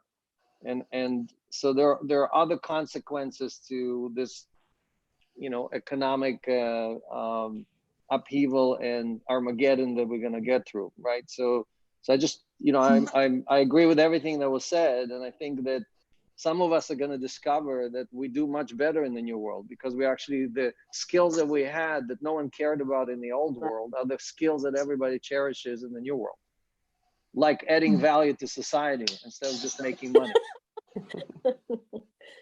We have gone in a beautiful full circle there, looking at that, and we've kind of managed to have some uplifting points at the end regarding people, their skills, and just preparing for a better world for our kids and stuff. So thank you guys so much. I think that's like a perfect way to kind of round off this set of discussions on like the Bitcoin halving, how things are going. Christiana, thank you for organizing such a cool panel. And then we do have in, I think 3 or 4 minutes, we'll be starting the next set of panels. So for anyone that can stay on, you guys are really, really welcome to. It will be more of a Bitcoin and cryptocurrency and blockchain for beginners, explaining to local friends and family. So if anyone can stay on, I think that would be amazing. But I think we can just have 2 or 3 minutes now of just a little bit more of an informal chat, just to have a little bit of a chill. Well, that was a great conversation. Let me finish off with, I would, if you have any savings, of course, crypto, of course, Bitcoin and perhaps a few others. And then if you can generate some cash flow off that, there's a lot of great ways to do that. You can stake, you can lend against, you can earn interest even. But it kind of starts with this and this. As far as earning income, I'm pretty dystopian because most of our workforce, whatever's left, they've been kind of taught all the wrong things. Now they're dispensable, unfortunately. So there's going to have to be retooling. That's a very difficult question. I don't think anybody has the answer to it. So I'm not sure how, like this with Bagsy, how do you retool 50 million workers? 50 million workers are out of work, by the way. They say 30, but a lot of people that tried to apply employment could not. Right. This is much worse than the Great Depression. There was some That's just the US, No. never mind the rest of the world. That's just US, yeah. 57. They had a study. It said 57% of the population is going to have to retool to engage in the new digital economy. That's a lot. You know the saying, it's like it takes, sometimes you got to go 2 steps backward to go forward. Well, like Alex mentioned, farmers, growing your own food, all these type of things are going to become people talk about the new normal. I hate when people say that because we're always in a new normal. Like certain things have, like since we were cavemen, have kind of still existed to a certain extent, but we're always entering new normals. Every time there's some type of cataclysmic event, we enter some new normal. World War I, World War II, even after the .com bubble, 9/11, all these things make us enter into new normals, which eventually becomes normal until the next new normal. But yeah, I think look, what's awesome about all this, which is maybe bad to say, but probably the wrong choice of words, but I said it, so here we go, is that people have, consumerism, the US debt, all consumerism, people thinking they need to go to SADA every 3 days, thinking they need to buy those shoes, thinking they need to go do these things. These things were never needs, but they became needs. Society made them a need rather than a want. Yeah. And now in a short amount of time, a month, 2 months, I've talked to people that were the biggest consumers. I mean, just the most materialistic people you'd ever want to meet. And now I talk to them and they're like, yeah, you know, yeah, the malls are open today, but you know, so I think in some way, shape, or form, this has been the kind of knock on the head that a lot of people need. You don't need to go to a restaurant every night. You don't need, these are things we all like or want to do. But this retooling is already started. The retooling is started. This 2 months has retooled a lot of brains. At least Kevin, to a certain are you saying the Kardashians out of business? Is that what you're saying? Or? Hopefully, because they should It brings up a bigger problem though, because if people aren't consuming. Yeah, you're right. There we go. I'm not into overconsumption anyway. I've been a cheapskate for years. Okay, but if we have a demographic problem too, by the way. Yeah. People get older. We're spending less. We're earning less. Well, if we don't go to the restaurants, then how do we financially support the people in the restaurant industry, the hotels or rental cars? So that's a huge problem that I don't know how we navigate that, right? Look, the US does have one advantage, which is that it can bring all the supply chain stuff back to the United States. And you know, we all laughed at Trump when he said, "You make America great again." And I'm sure he didn't plan for any of this, but it's going to end up happening exactly what he said is going to happen. You know, it's like Forrest Gump. You know, it's like it happens to the guy who it doesn't make any sense, but it happens to him. You know, I can tell you one thing. I'm very happy about one thing. I have 6 lazy kids here at home, and they're finally going to have to find a job and support themselves. So that's in this new world. So that's what I'm excited about this depression. Yeah. You're right. The fact that there's a lot of people that are have certain skill sets that may no longer be required, or at least not to the same extent. But I think a lot of those, listen, bringing manufacturing back would obviously bring back a lot of jobs that those restaurant workers and people that work in Walmart, or, you know, obviously these industries won't go away. People will still need to consume. There just should be more focus on what actually needs to be consumed, which, you know, things. In certain essences, if you're not going to the restaurant because you're not consuming at the restaurant, you're now consuming more food from the supermarket, you're getting more deliveries, you know, maybe you're, you know, so it's not a 1-to-1 ratio, that's for sure. But there will be a shift where maybe 70%, 60% can even in the current economy can find the way back into other jobs that simply didn't exist anymore or didn't exist before as the things. But yeah, there's going to be a gap, that's for sure. Probably about the size of the unemployment rate right now, more or less. You know, we need to bring the supply chain back. Sorry. Yeah. I think after all, definitely progress somehow for the humanity in total, for the nature, for example, that people are more focused on creating things and consuming things, and using resources properly. For instance, Ukraine actually just started to mine using electronic, I don't know how in English, sorry. The stations where they produce electricity, but from the atomic way. Nuclear power. Reactors. Nuclear power. Yeah, nuclear reactors. Yes. Are mining Bitcoin. Great. You know, long uranium. Been staying for nothing, and now they finally get to use. And many people, you know, start to discover themselves in many other new ways. And I think it's a progress, and the strongest will survive after all. It's like a jungle after all.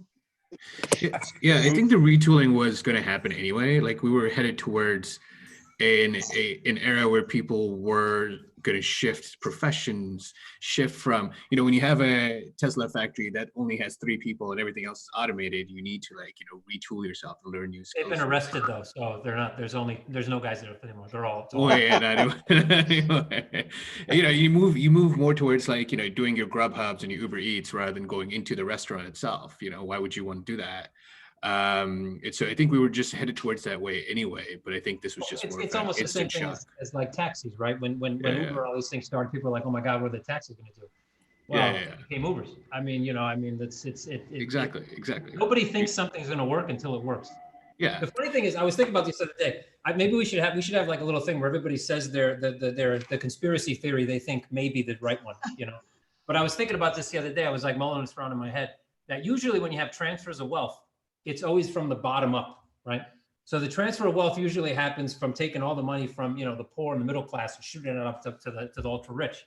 And here we kind of have we almost have like a transfer of wealth from one side to the other. It's like the tech moguls, like Google, Facebook, all these guys got together and said, fuck all those old industries, you know? Forget transportation, energy, all these guys that used to make all the money, we're taking it all. right? How do we do it? And then somebody was like, I don't know, respiratory illness from China. I mean, you know, anybody want to put their hand up for that one? You know, because usually there is definitely a piece where some of the wealth is going up. That's for sure. Because small businesses, but you got commercial real estate, airlines, energy sector, all the health. I mean, all these things which are generally, let's say, your more upper echelon of old money, are getting kicked out for new money. It's Zoom money now. It's Facebook money, Google money. You know, that's the old money now. Like the old money's now no more money anymore, and now the new money is now becoming old. Yeah. So new money created the 5G towers. Sorry, go ahead. In the chat. Sorry, we do have a new person in the chat. Gareth, I didn't want to cut Kevin off there. So Gareth is joining us from Bitcoin Lessons. So I want to give like a warm welcome to Gareth. Gareth, thank you for joining today. Yeah, no worries. Great to be here. Thanks for having me. You're welcome. You've come in at a very juicy conversation. We were just talking about the future status of this new era, this world that we're moving into. Do you want to start maybe by giving our panelists already just a little bit of a summary to you, and then we can just hop back in the conversation that we were in on, because we were just getting into the grips of it all. Yeah, sure. So I'm Gareth. I'm from the UK, and I'm the founder of Bitcoin Lessons. It's a little app designed for noobs. We've essentially made it a bit like Duolingo, but instead of teaching people languages, we teach people Bitcoin. So when I came into the space, probably about 4 or 5 years ago, education was one of the key things that needed to be fixed. And over the last couple of years, it has improved a huge amount, but I realized there was just still no mobile app. There's no go-to app. There's loads of great books, loads of great YouTube videos, articles, all that seemed to be done, but there was no app. So we built one, and we launched it a couple of months ago. It's going great, and but there's still plenty of people that don't understand Bitcoin, don't understand what money is, and so the Bitcoin Lessons is in everyone's arsenal. If they have someone ask them what Bitcoin is and they've explained it to them a million times and they still don't get it, maybe send them a link to our app. Awesome. I love that. And we have around 20 minutes more that we're just going to carry on this conversation, and then we're going to jump into the Explain to Mama, the Bitcoin game, which is going to be a little bit of fun for everyone. But just to kind of keep you in the loop, Gareth, and just hear your perception of how things are going at the moment, we were talking about, you know, when we see the status of people individually in the next few years and kind of being financially secure in such an uncertain time, what kind of word of advice we would give? And we had some great suggestions from the panelists regarding, you know, learn a new skill set and be agile in this time and diversify some assets. And Christina was given the example of Airbnb being out, so she had different streams of revenue coming through. And I would just want to start just by hearing your impressions, your thoughts, how you would be financially free, or at least a little bit more secure during these uncertain times. Yeah, I think if anything, what this has proven is personal accountability really is a thing. To be accountable, looking up at the powers that be in the central authorities has never been as exposed as we have over the last couple of months. Things that people have relied on have just disappeared, and it's not a million miles away from having the worst of the worst, as in actual food shortages, and people just being completely cut off from things they just completely took for granted. So whilst we've been like pitching self-sovereignty around your money for the last 10 years, it's suddenly now become, you know what? Being self-sovereign of your money is absolutely essential, but you need to be quite self-sovereign about a whole host of things as well. So your own freedom, your food, medical supplies, just about everything. This lockdown and a virus, a million things could happen over the coming years, you know, and be as accountable for yourself and your family and friends as you possibly can be. I think it's about building a bit of a network to go, you're not physically going to be able to kind of look after yourself for a number of years completely on your own, but almost building a small little network amongst your friends to go, you know what, if this all goes crazy again, how about, can we work together? You have certain supplies, I have certain supplies. Do I have access to my own money? Do I have access to food? I think suddenly that used to be a very extreme view, and you'd probably be put in a category of, oh, you're a prepper, and you'd be on a Netflix documentary somewhere being laughed at. Now suddenly that's the sensible approach, and just relying on the shops always being open and having like things delivered to your house. What if that suddenly stops? what are you going to do? How are you going to be personally accountable for your own safety, for your own supplies? And I think before, people didn't even think about that. I would imagine over the last couple of months, people have been thinking about that a lot. And I think they need to actually put that into action so they are more prepared next time. Because it's going to happen again. This is not going to be a one-off event. It will happen again. No, I completely agree. And I think, we've got from Danish as well that you have to bounce. Thank you so much for joining us on the chat, Danish. Thanks for having me. It was Good to chat awesome with to you all. hear your insight. Thanks, guys. Bye. Bye. Bye. Have to go as well. Bye. Thank you. Bye. Bye. And you made a really interesting point, and I think a lot of everyone on this panel is an entrepreneur and business owner in their own right. And I think the group that is going to be hit really hard is these entrepreneurs that maybe have a company of between 10 to 50 employees, and they are in this like SME cycle. Are we seeing that in this digital era as well, that actually SMEs are really at risk? I suppose in a way, I would probably almost argue, like, obviously we're very early days and this has really hurt our growth. Our entire growth was about to go to a load of Bitcoin events and meet people, so that all closed down. So, but we were fortunate enough that we haven't got to the employee stage, so we could just hold off our costs and just pretty much put the business on hold until this all kind of goes away. But my observation has been, it's probably the bigger companies that have been much harder hit because they're so reliant on the office environment. And they just suddenly now they're being challenged that what if the office disappears? Can they function? Thousands of people all around the globe, do they still work effectively? And that's suddenly, instead of transitioning to that, it's almost been do it now, like instantly. That's just very, very difficult. Smaller companies are much more agile. And I know a couple of other founders that had small offices, had WeWorks, and they've been forced out of those and into people's homes. And other than the fact that no one is buying anything, so no one is downloading new software, so their revenues have been hit, but their progress into being just a disparate workforce and all working from home, they've suddenly realized they're just as productive. So once the revenues come back, it's very unlikely they're going to go back to WeWork. They've just gone, that's an unnecessary cost, is almost a bit of a luxury item. So they've cut it off. So almost the SMEs, I would imagine, provided you can still have a customer at the end of this and you haven't gone bust based on that, they can transition to this more digital remote working. The bigger businesses that rely on office work and they've done all their work in meeting rooms, they're the ones that are going to struggle. And I wouldn't be surprised if a couple of those, well, I'd actually argue a high percentage of them aren't going to transition. And it's going to be the young startups that have been waiting for a crack in the armor. They're going to come rushing in, innovate and disrupt probably faster than they would have already. Yeah.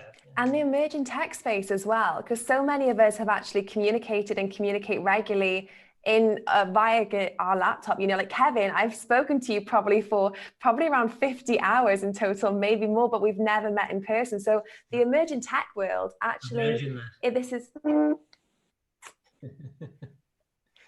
it's a perfect catalyst. Like so many of us just do their business online. Because Kevin, you're in the office now, but actually a lot of your work is still remote as well. What about you?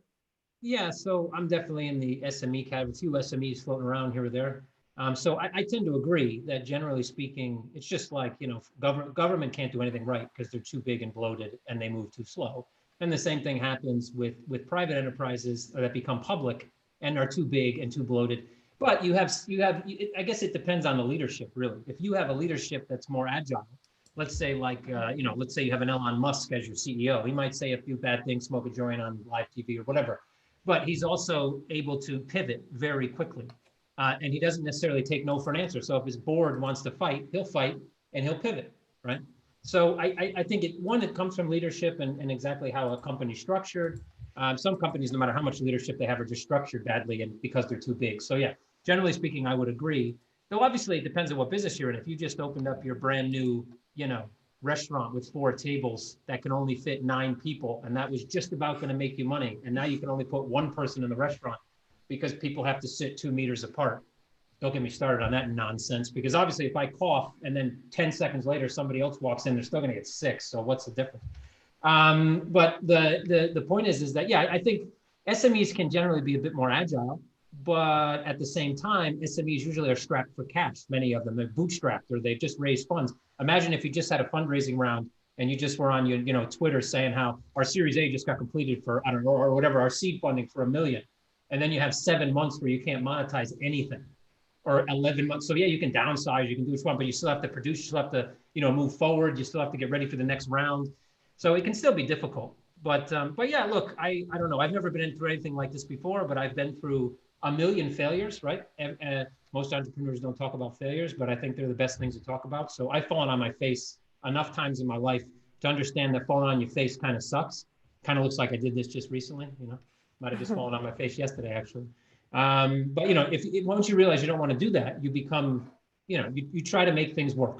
So the great thing about this is that collectively, this macroeconomic situation everybody's in is that usually greatness comes out of stuff. Greatness comes out of stress. Stressful times usually lead to the next huge cycle of innovation. And the fact that people are now forced to change, it's not that they can do it because they want to, they're forced. I'm expecting great things. I think 2025, 2030 we could see leaps in technology, leaps in the way business is done, everything from just streamlining things to getting things that run more smoothly. It could be an amazing time to be alive. And I expect it will be, because you either make things better or you die.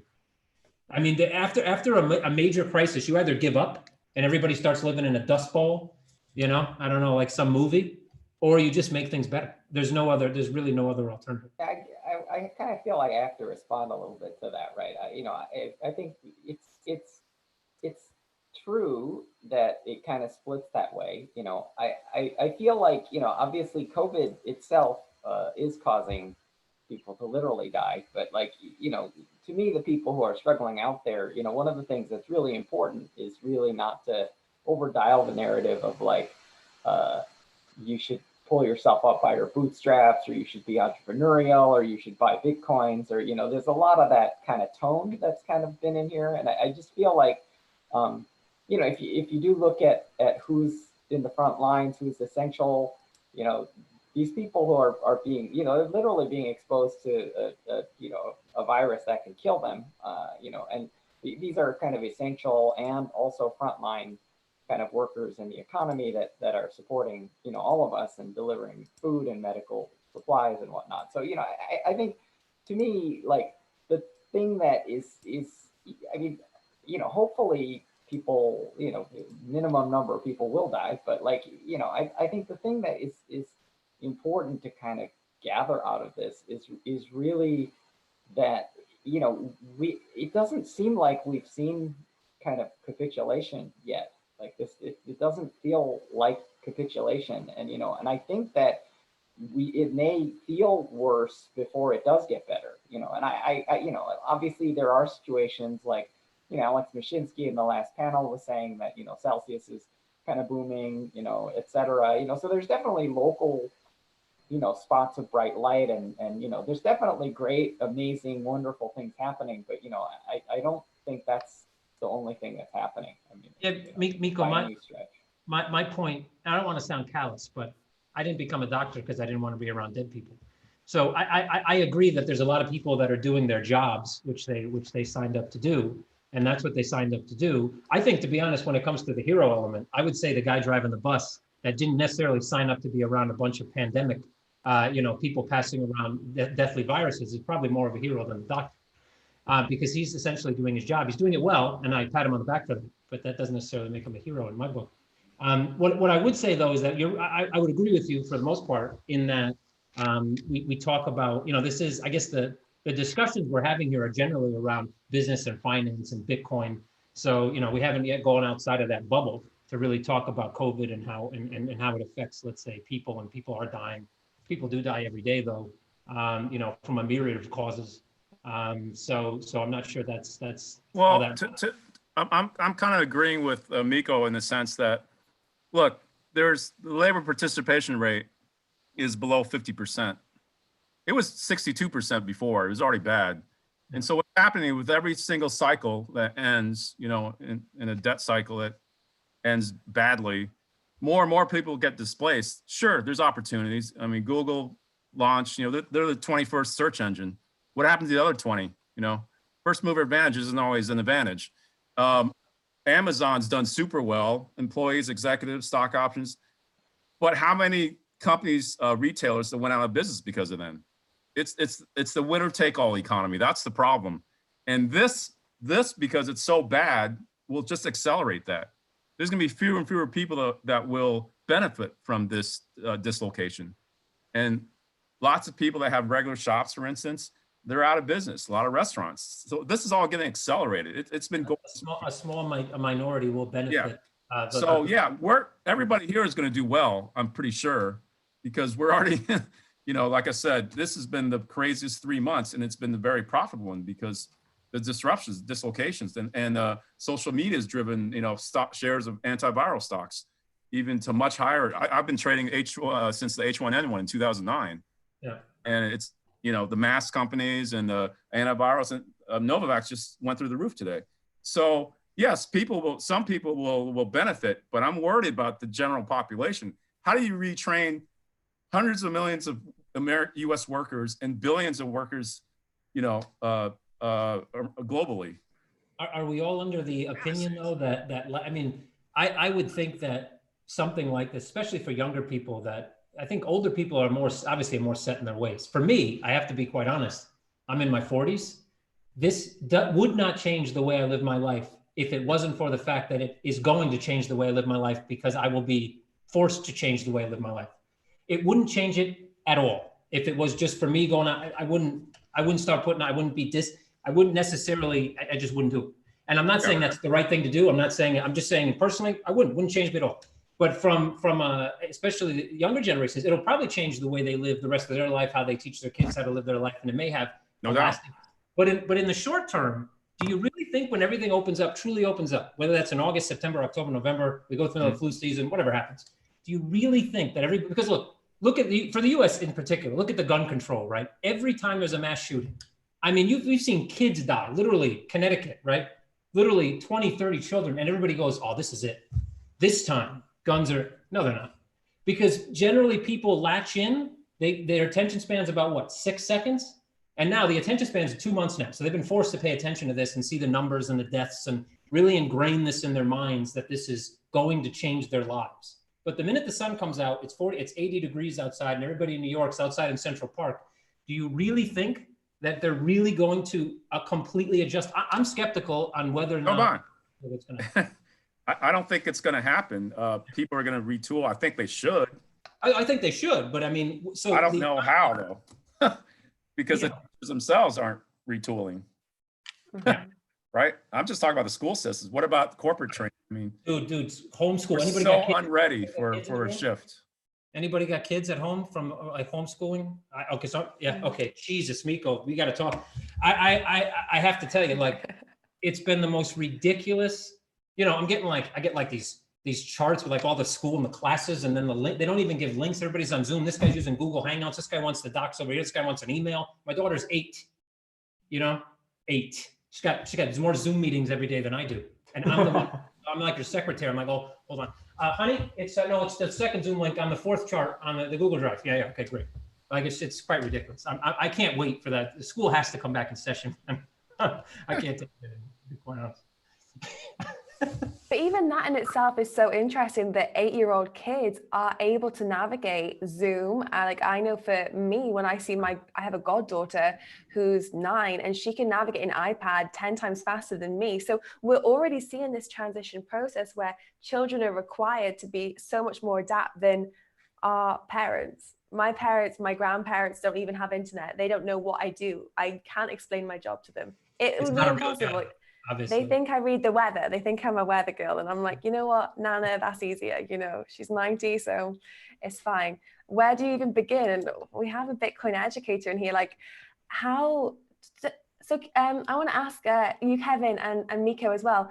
Do your kids know about cryptocurrency at all? Do they know what their dads do?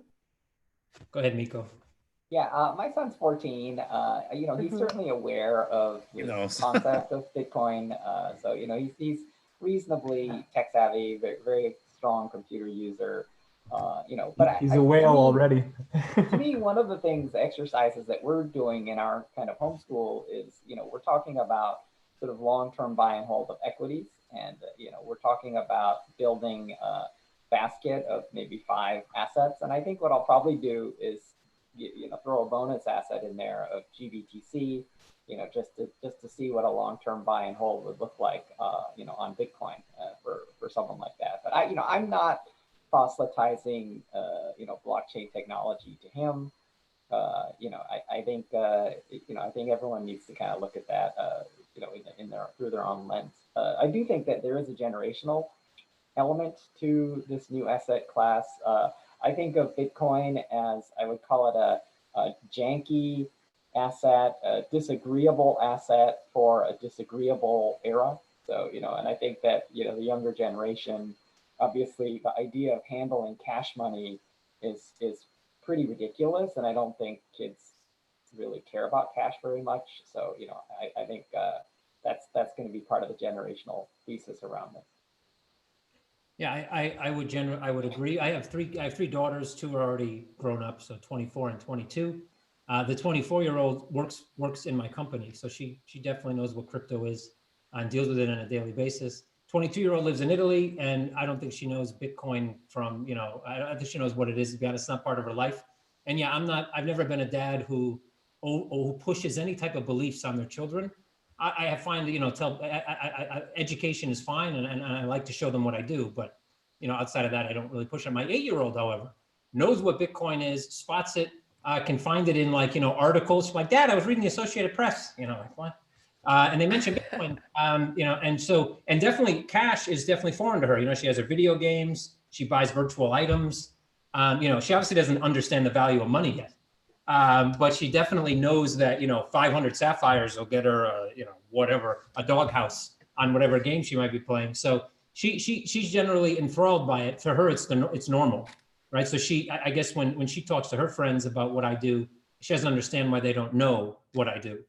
So yeah, I think definitely for young, but that's always the case. I think you hit a certain age, 35, 40, something like that. Normal people, tech savvy people is a little different, but normal people, they hit 35 to 40, and whatever tech they know at that time is the last piece of tech they will understand, right? So like, you remember your grandparent, like my grandparents, I remember the VHS came out.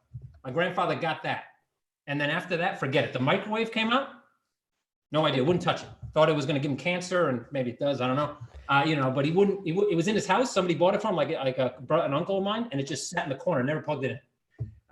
So I think tech savvy people, obviously, I'm already over 40. I still hopefully get some of the tech, but even now I recognize to myself that things will come out. Yeah, my 8-year-old daughter can take out her iPad and literally get to whatever app, open it up, do whatever, just put the settings on. Me, I take it, I'm putting on glasses. So, you just totally lose touch with reality. So that's definitely the case.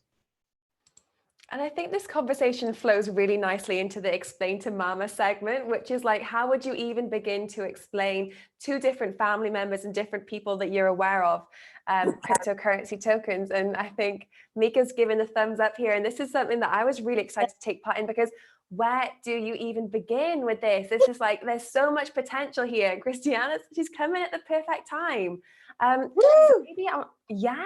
So maybe you want to start just by giving our new game players just a little bit of a run through of what we're going to do, and then I can give the first explain to and the title.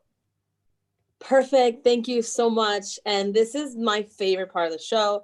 Actually, Alex Mashinsky, he left, but he was the very, very, very first person to play this game. He played it for my podcast, which is in production. So I'm thankful to him, thankful to Celsius.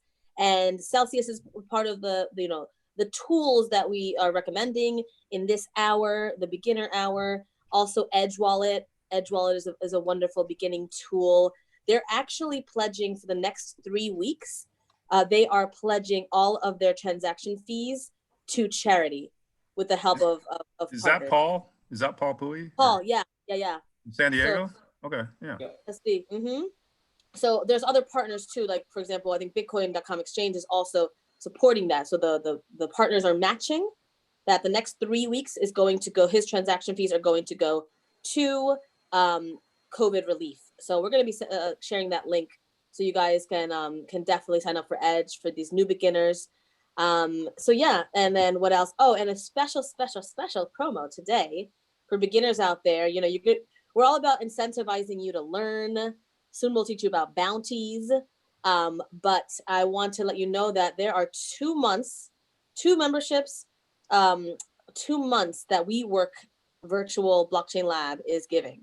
So we'll figure out a way to give that giveaway. Jessica, just get creative.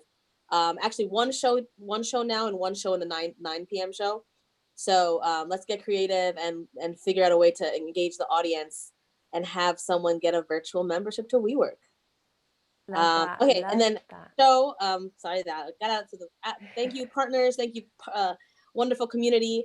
Now the show, basically we have one hat which will have terms, profiles. That could be your mama, that could be your grandma, that could be your baker, that could be your electrician. I don't know what, Jess is gonna figure it out. And then on the other side is gonna be different terms that we know and love in crypto. But remember, when you answer, you're speaking directly to that person. Directly, just say, hey mom, or hey grandpa. Okay, and remember, just make it simple. Keep it short. Okay, take it away, Jess. Okay. I'm so excited because I've kind of like aggregated these already, and I'm going to start with this one, which I was so excited to give my guest. So Kevin, I'm going to start with you. I would like you to explain Bitcoin to your ex-wife. Ooh. So for those of you who haven't seen Jessica and I on air before, my ex-wife famously has 77 Facebook accounts. So that's why she's asking about my ex-wife. I don't know which one she might be connected to right now. So yeah, to my ex-wife. So I've actually done this many times. I'm not the best teacher, I guess, because I don't think she gets it still, but I'll give it a shot. So her name is Andrea. So I will address her. So I guess maybe somebody wants to play Andrea and ask me what is Bitcoin. That would help me lead in. How's that? Cristiano, you want to take that on? Yes. Okay. Hold on. You put a Spanish accent on it as well. Hola, mi amor. What is the Bitcoin? Okay, so all that cash that you have in your pocket, and your debit cards and your credit cards. Debit cards and credit cards are already electronic forms of cash, right? Bitcoin is basically a digital money. It's a digital money that has no central authority. So no one issues it, right? It doesn't come from some central bank. You don't have to ask permission to be able to gain access to it. It's your digital asset that can sit in your own little digital wallet, and essentially can be transferred around the globe without permission from any central authority. But I don't ask permission to use my credit card. I just swipe it. Well, you do ask permission because your credit card asks the bank, do you have enough money to make the payment? And if they say no, or they simply say our server's down, then you ask permission and you didn't get it. Yep. Yay. Wow, that was a good one. Well done. Christina, you're actually really good at playing these. So I think I'm going to get you to play the next Mama as well. And this one I want to give to Miko. I want to get Miko. You have to explain to Christiana, your Mama, what is a decentralized app, a DApp? My mom. No, you're playing Miko's mom. Miko will be. Oh, to Miko's mom. Yes. Okay. Okay. Miko's still here? Well, actually, Miko's answering. You're being Miko's mom. So you have to ask Miko as his mom. Yeah, you can just ask the question. Yeah, okay. Oh, no. I didn't explain that very well. This is getting really confusing now. All right. Okay, cool. Okay, so go ahead. Okay, there we go, mom. Okay, hi Miko. What's the Bitcoin thing you doing? Yeah, so I think the thing I want to talk about first is Bitcoin itself. And I think, what happened in the internet is that the internet created email, which I know that you use. And this is really, Bitcoin is just the first internet e-money. And the thing that's exciting is that developers on the internet have just basically invented this way of transferring money on the internet. And the thing that's very interesting is that the internet now actually has its own money. So of course, like each country has money, and now the internet actually has its own money, and that's called Bitcoin. Wow, cool. Thank you, son. I'm proud of you. That was beautiful. Okay, now I'm going to go to Gareth. And Gareth, I want you to explain a cryptocurrency wallet and trying to pay with a cryptocurrency wallet to your local barman? You know, you've gone to the pub, maybe you forgot your physical wallet, so you have to maybe suggest they accept some crypto. How would you do it? Okay.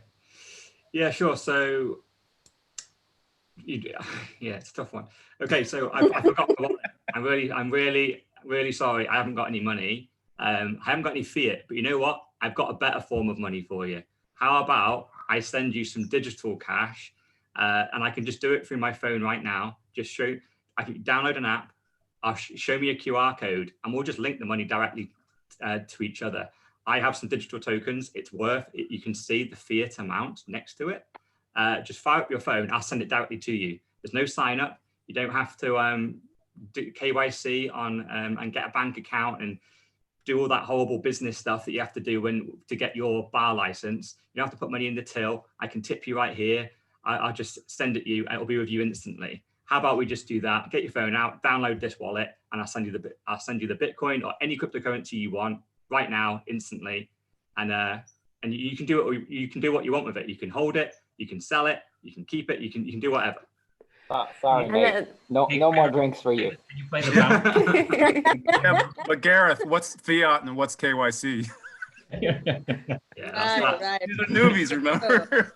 Yeah. I dropped in some jargon, unfortunately. And if then the barman was going to say, you were like, you know, can I give you some discount because I don't have to charge VAT for this. Can I charge extra? Can I charge lower? Do I have to register it? If the barman's trying to get a little bit of a deal, would you give him a little bit extra as a kind of incentive? Yeah, I think you would. It's especially in the early days, it's a bit of an inconvenience. They have to work out their own things like VAT, and it's going to be outside of their order book. So I think you would tip. You'd be very, you tip over and above what you would have anyway, to allow them to accept that different form of payment. And yeah, so yeah, I think you would. And if both parties are drunk, it probably makes it even more, slightly more difficult to go through the process, I guess. Yeah. Bagsy, I have one for you now. I would love for you to explain to your grandma the story of the Bitcoin pizza. Bitcoin pizza. Okay. Oh my God. There once was a man who really wanted pizza, except he, instead of using money, used something that not many people knew about, but ended up being really valuable. So 5 to 6, 7 years later, the guy who bought the pizza lives a life of regret because the thing that he traded it for was worth so much more than he knew. Wow. I think you did a very good job there, because I thought that was going to stump whoever I gave that to. And yeah, that was pretty good. So who else have we got? Okay, Gregory, I want to ask you, if you could explain to your younger brother, who is kind of like a Fortnite player, he's like a little bit of a gamer, but he is not particularly like a top grade kid in school, how would you explain to him cryptocurrency mining? Ooh. Wow. Give me a tough one. So he doesn't know what Bitcoin is either, right? No, so you might have to give him a little bit of an introduction on that as well. Okay, so you know how you have money or cash in your wallet or your piggy bank? Well, I can show you a way to create currency or money electronically. Okay, and let's break out your laptop, and I'll download PegNet. You had David Johnston on last week, right? Yeah, he's kind of, yeah, we did. He's informally my mentor, by the way. Unfortunately, he had to move. Yeah. So, Factum, I'm on PegNet, by the way. So you just need a CPU, basically. So you download this and let's start printing your money electronically. That's how I would say it. By the way, I want to comment on my mom, who's 92 now. She asked me 3 years ago what Bitcoin was. So I said, here, I'll buy you some GBTC, even though it's a 20% premium. Because I've explained it to groups of people. Yeah. So angry, they said, you got to come back and explain. And I went back and I had an hour instead of half an hour, and I confused them even more. So now I'm all about, that's not my strength, communication sometimes to people that don't understand this. Mm-hmm. A couple insider brain trusts where I trust them. They're really good with people. And when people want to open up a wallet, I said, here, talk to Elizabeth. So she's got a tutorial where you can open up an account with Coinbase. So that's what I do. I'm terrible at explaining this. So you guys did really good, by the way. I would have never been able to do, I literally, my mom, and I just didn't even want to explain because I knew I'd confuse her even more. Yeah, I do think we have to be really careful about this, because if someone can't operate their laptop, they can't operate email, they can't send a text message, then jumping straight into being self-sovereign about your own money, it's not going to end well for them. So if anything, there's the whole digital competency. And if you don't have the good foundation, trying to jump straight into money, you can't. You have to start at the beginning. It's a complicated process. I like what Greg was saying, though, because in some ways you were paraphrasing a little bit from Satoshi himself, right? So Satoshi's sort of famous quote is, if you don't believe me or don't get it, I don't have time to try to convince you. Sorry. Wow. It's astonishingly famous quote from him. And, I rather like it. I just think it's pretty phenomenal, and in a way, the thing that's been amazing about Bitcoin is that it has, over the last 11 years, sort of really defied a lot of description, right? Because it actually is something that is actually new, right? It's actually a new thing. So people try to tie it to other existing things, but it is a new thing. Like, we all have to acknowledge that it's not the exact same thing as anything that came before it. Like it is a new thing. So anybody ever heard of Flues? Struggling with it. By any chance? Flues? Flues? Flues was the first internet money. 1993. Went belly up an internet bubble. Wasn't decentralized, but it had many of the same characteristics as Bitcoin. Yeah, none of them were. That's why they got shut down, probably. Yeah. It was basically the Amazon of internet money. Now nobody knows what it is. But yeah, Flues. I had some of it. I don't know how much I lost. It was like $100 or something. But anyway. Cool. You were cypherpunk then, Kevin. Well, I was just going to say, if the internet was still dial-up, right? If you had to have a baud modem and to get on the internet, none of us right now at this age would be on the internet. Like our 8-year-olds would be, but we wouldn't. I mean, it's all about user experience, right? AOL made the user experience for the internet like palatable. And that's why, I mean, AOL is like, forget it now, right? But they're the ones that ushered in this new CompuServe AOL. They all ushered in this new, everybody started to use the internet because it became easy. So everybody right now that's talking about, staking and all these things and even exchanges, and these things are all great and they're all needed. But if the user experience collectively, meaning I don't need to have a private wallet, I don't need to understand what a hash is, none of that stuff should never touch the lips of our grandmothers, our ex-wives, or anybody. It should simply be, I don't know, I got this thing on I just go like this or something, and I'm just throwing money around everywhere. It has to be that easy. Because if it doesn't get to that point, I don't care how much Bitcoin's worth. I don't care how much Ethereum goes up. I don't care how many new coins and tokens. Amazon, Walmart, they could all tokenize their entire business. Meaningless if the user experience stays where it is now. So everybody that's working on apps like Gareth and that has better user experiences, that people don't necessarily need to know what they're doing. Look, I don't know how a car works. I can't repair one, but I drive one every day, right? But everybody you talk to about this goes, blockchain, they go, I don't know how that works. I'm not going to use it. I don't know how that works. Oh, Bitcoin, I don't get that. I can't use it.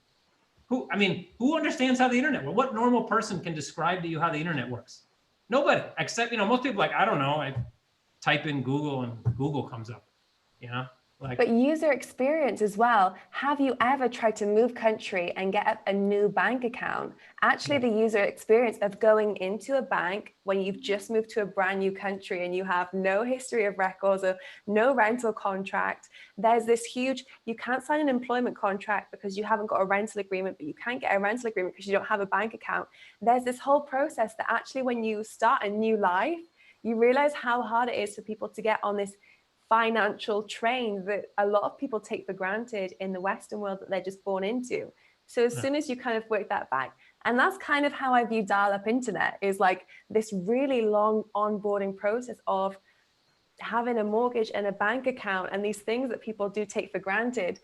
And crypto's kind of the alternative option. And I think maybe in 20 years from now, people will kind of click and go, yeah, that was really inconvenient. And we did that for a long time. A lot of people must have that must have sucked for a lot of people. I absolutely kind of have to jump in here, you know, and I realize that this may kind of come across to you guys as a little bit cheesy, but, you know, one of the things that we're really obsessed with at Evercoin is we're really obsessed with kind of creating these sort of like very kind of simple user experiences. And one of the things that we just kind of created is this integration with this thing, right? So this is basically the YubiKey. It's like a hardware security device.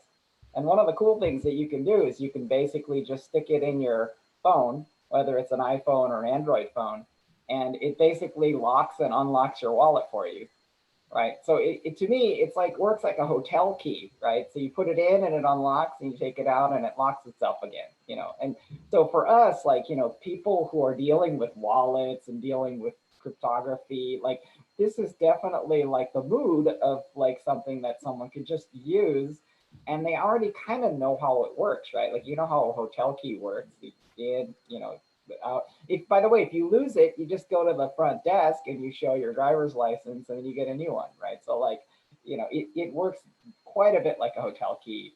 And, you know, I think those are the kinds of experiences that we do need to deliver as an industry, because absolutely what you guys are saying is spot on, right? Which is that, you know, people aren't going to be thinking about all this super complicated stuff. And, you know, I think AOL is a great metaphor for people that are like me that are old enough to remember.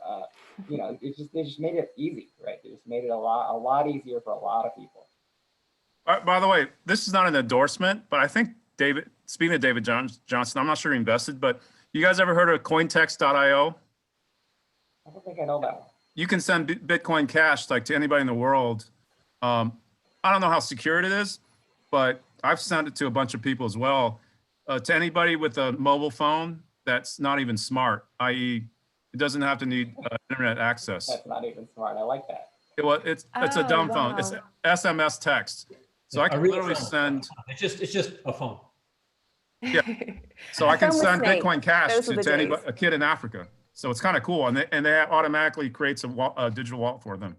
Yeah, but I think what happens is a lot of the money that gets pushed in by VCs into companies that innovate happens to be in the Western world, and the innovation the Western world wants to do, unfortunately, doesn't normally touch most of the people that live in the world, right? By population numbers, you give a 20-year-old money in you know, Silicon Valley, he's not generally solving problems for the continent of Africa or Southeast Asia or, you know, whatever. He's creating a problem in his mind to solve for other people in Southern California or Northern California. So that's generally the problem with the way, you know, VC money. That's why ICOs were actually such a enormous thing that came on the market, because it allowed people from anywhere to easily raise money. Of course, maybe most of them ended up failing, but 90% of businesses fail anyway.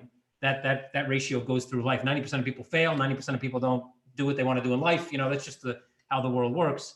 But yeah, so that's anyway, I don't know how I got in the ICO bubble, but that definitely was the reason.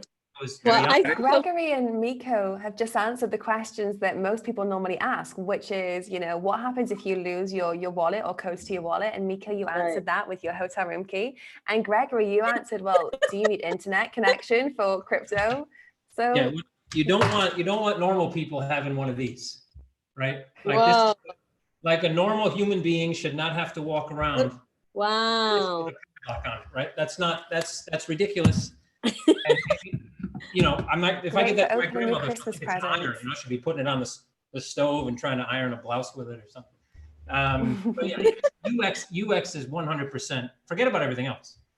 You know, and Miko's on the right track. We still need a complete retooling of UX before and after the exchange process, because still getting to the exchange process can be quite a process. And I own an exchange as well, so I'm all over that as well. And getting out of the exchange process, the utility of what they're buying, because not everybody's a trader. You're not going to make grandma a trader or a speculator, right? But grandma does need to buy groceries. She pays her cable bill. You know, she does all these things. So I think the future in a user experience is I use crypto without knowing what crypto is. And that can be the tokenization of assets. It can be the tokenization of membership points. It can be the tokenization of all things that have monetary value, in that we use them without knowing we're using them. My grandmother, who's passed away, but when she was alive, she actually had a smartphone. At one point, like the first smartphone's a Palm Pilot, right? Internet wasn't all that great on those things, but generally speaking, she could push a button and go on the internet on a phone. She didn't know she was on the internet, right? She's just messing around. But it was a user experience that allowed her to do that. Dial-up didn't allow her to do that. It's the same thing here. We still have a long way to go from, you know, because we have pockets with great user interfaces, right? But the industry as a whole is a terrible user experience. Absolutely, fundamentally terrible. And anybody that argues against that, I think, is either a tech geek or just doesn't think like everybody else, right? Most people, it's a terrible user experience. So we need to, and you know, there's lots of people works, and this industry. What I like I come from FX, right? So foreign exchange, 20-something years, right? I left that industry because everybody sells the same product to the same people, and then say that it's innovative, right? It was like, well, we have this great auto routing system that does blah, blah, blah, super non-latency, HFT, blah, blah, blah, blah, blah, blah, blah, blah. And it's the same provider that I use, and I know it is, right? But for some reason, everybody, it's just talking heads talking to each other. And I felt some community in crypto. There was this, at least, you know, 4 or 5 years ago, there was this ideal that even though people were generally working on maybe the same type of project, they wanted to help the industry itself move forward. Mass adoption, let's get this. And, you know, at that time, I was like the one bald guy in a room full of dudes with man buns and tattoos. So it was me on the stage going, you know, compliance is coming, KYC, and everybody in the back laughing at me. You know, literally I have a video from 2017. You can hear them laughing, right? Who's laughing now? But the point is that, you know, we started to, now that greed kicks in, the business gets bigger, market caps get bigger, venture capital, they made some money now or whatever. Now I'm seeing a divide, that communityism is starting to die out a bit. And maybe this whole COVID thing is going to help people get back, because now that everybody's been separated, they've actually come more together. In my life, I've talked to a lot of business contacts that I've been able to talk to them in months, you know, 6 months prior, because we're traveling, we're doing all these things, you know, and now it's like, nobody has an excuse. I'm like, dude, can I talk to you on Saturday? Yeah, I guess so. You know, I mean, what is your excuse? No, I have to stay home.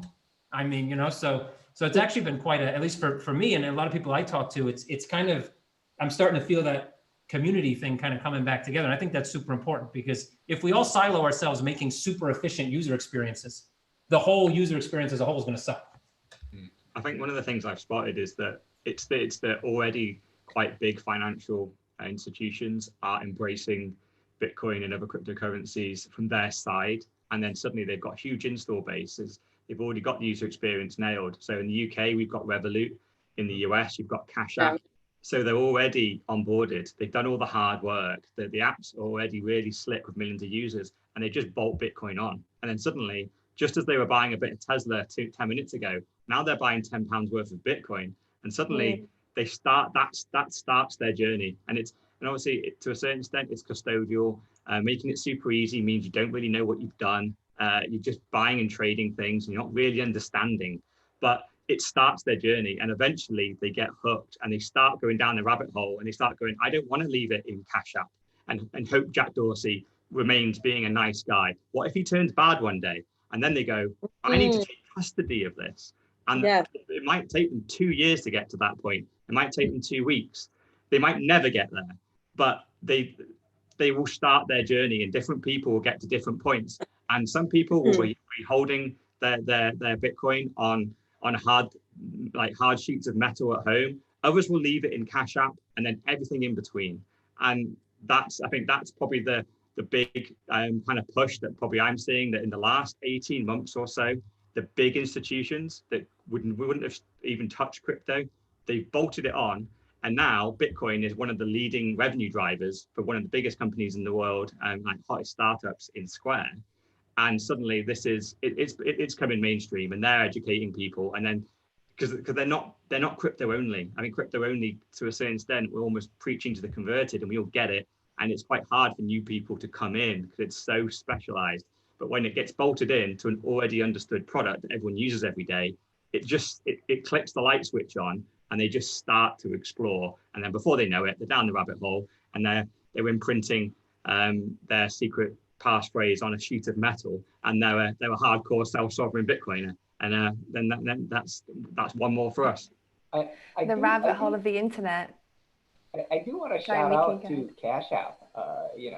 The thing that's really amazing, if you want to find kind of an AOL-like thing for Bitcoins, like Cash App is phenomenal. And the thing that's, to me, that's so exciting about Cash App is that, like, Cash App, like, basically what's happened is from a laminar or layer perspective, I think Kevin is talking about kind of like regulatory infrastructure, like KYC and, compliance and all these kind of aspects, right?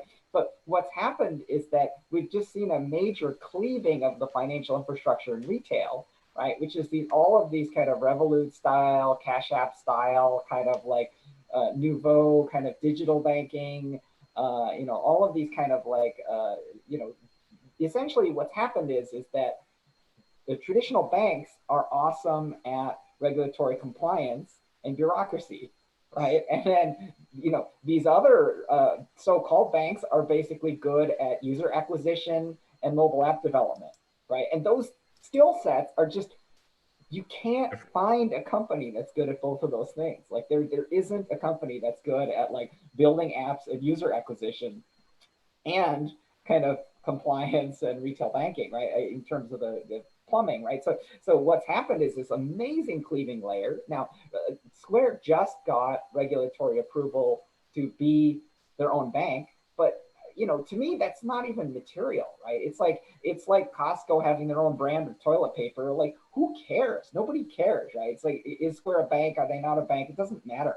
Like, what matters is the user is looking at Bitcoins, and for the end user, custody, no custody, like, eventually it will matter. But like at the beginning, like, it's just, I have Bitcoins. Like it's that simple, and it's just like AOL, where it's like, that's not the real internet. And it's like, the AOL users don't care. They're like, this is the internet. I can send an email. Like, you've got mail, and it's like, that feels like Cash App to me. So would that be your one piece of advice, Mika, then, for people that are watching that are looking for their first total beginner step for like entering this digital economy? It would be to use an app like Cash App. I think Cash App's amazing. I mean, it's a terrific user experience, and it really can sit between you and your bank. At some point, you're just going to fire your bank. Like at some point, that may be the first step. Like getting custody over your own Bitcoins is maybe the 10th step, but like, if you're using Cash App exclusively and your bank is just connected by like Stripe and it's kind of this whatever, at some point you're going to be like, I don't really care about the whatever. Like the whatever is like whatever that is back there. It doesn't matter what it is. Like, I just use this thing every day and it's awesome. So that's a generational thing too, by the way. Most definitely. I always have a rant about, about innovation, like, Revolut and Cash App. These are all still underpinned by traditional banking, right? So, and you're right, the innovation is usually front end. Nobody wants to innovate infrastructure because it's boring. But what challenger banks don't challenge banks, they give banks business. Neobanks aren't new. Yes. They give business to the real banks. So we still have a lot of ways to go until we have a solution where we actually redefine what a bank is. Right now, we're just redefining what front end. But yes, for sure, I fully. So what would your step one be then, Kevin? Your step one for a total noob? I look at this at a little different perspective. I own an exchange, but I could care less if everybody owned a Bitcoin, because I know that's never going to happen. And I hate to say that in the room, but not everybody on the planet's going to own a Bitcoin. I think there's, again, I talked about in the beginning of the show, this theory of economics. I didn't go to university, but I read a lot of books, right? And I can talk about theory of economics all day long with anybody on stage, no problem. The problem is it's all theory, and it's always been, most of it's always been all theory until you get to the point where it's no longer a theory. So the issue is that when you think about everybody owning a Bitcoin, with the amount of supply there is, with the amount of the price that will actually, the Bitcoin would have to be worth in order for everybody to own one, then you get to a point where you get to where the price becomes maybe not prohibitive from a Satoshi standpoint, but then you talk even from a liquidity side, 21 million scarcity. What about? But you can divide it into 100 millionth, so it's really not that scarce. There's a million things there. So from my angle, I know not everybody's going to own a Bitcoin. I also know that not everybody wants to trade, not everybody wants to hodl, not everybody is nobody. I come from FX trading, come a lot of retail trading background. To make somebody a trader is very difficult. 90% of people will fail because of human psychology. Same thing for holding. Most people can't hold. They can't hodl. Why? Because they sit on it. They can't sit on their hands, and the thing goes up by a half a penny, and they're selling already. Come on, so, Kevin, this is a lot of what not to do. What should they do? Wait, I'm getting there. This is the whole lead-in. So I think what we need to do before I can tell people what to do is we need a use case. We don't have one. We have a lot of people that spout use cases about stores of value and about all these things, but I haven't seen a proven use case. I think the real value in all this industry comes from the tokenization, the securitization, the tokenization of the globe. That means from every aspect of life, all value becomes digitalized, meaning there's digital representation or a native digital representation of everything that has monetary value.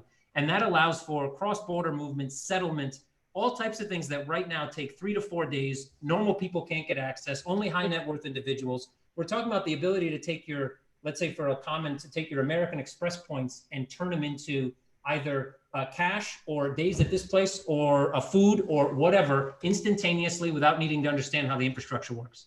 At that point, everybody will be, so I think it's more about not what people need. Mass adoption will come when there's a reason to have mass adoption. We don't have one yet. We need a reason to adopt. So it's on us, not on them. I like that. And before Miko leaves, I want to just say thank you, Miko. And, Greg, you mentioned your mentor. I consider Miko one of my mentors. And he was one of the first people. I was on this crazy, just learn it on the go mission. And like, he broke it down. He broke down custody. And then I understood, you know what I mean? So it took a little bit, but I'm like, oh, wow, that's what it is. But what I love about him is that he said, he's like 10 steps down the road. Sorry. 10 steps down the road is people understanding that. And so having patience with people, having patience with our industry, and adoption's not tomorrow, but we are definitely fundamental for this to happen in the future. So let people have their steps. Okay, thanks everyone. Thanks, Nice Mika. to meet you. Gotta go. Nice to meet you guys. Nice meeting you all. Yeah, I have to get going too. Okay, yeah. Thank you so much for having me. Yeah, And thank you. it was nice to meet you all. I'm gonna have nightmares about your mask. Excellent. Yeah. Twitter, right? Yeah, you could find me on Twitter at I'm Bagsy, or on Twitch at Bagsy TV. So thanks, guys. Appreciate you. Let's talk later, Bagsy. Sounds good. Take care. Thank you. Hello. Bye. Guys, sorry, my camera died, ran out of battery. So it's a real mission to get another one in. There we go. Cool. Woo. All right. Well, yeah, that nice to meet all you guys. Well, obviously some of you already knew, but nice to meet you, Gregory and Gareth. Yeah, nice. Likewise. Yeah, good to meet you. So, thank you, Jessica. Thank you, Christiana. Thank you, guys. Thank you. All It was amazing. Thank you so much. Thanks, Christina, y'all from Texas. All right. Thanks. Ciao, ciao. Bye, Christy, guys. what do you want me to do with the feed? You want me to cut the recording, I guess?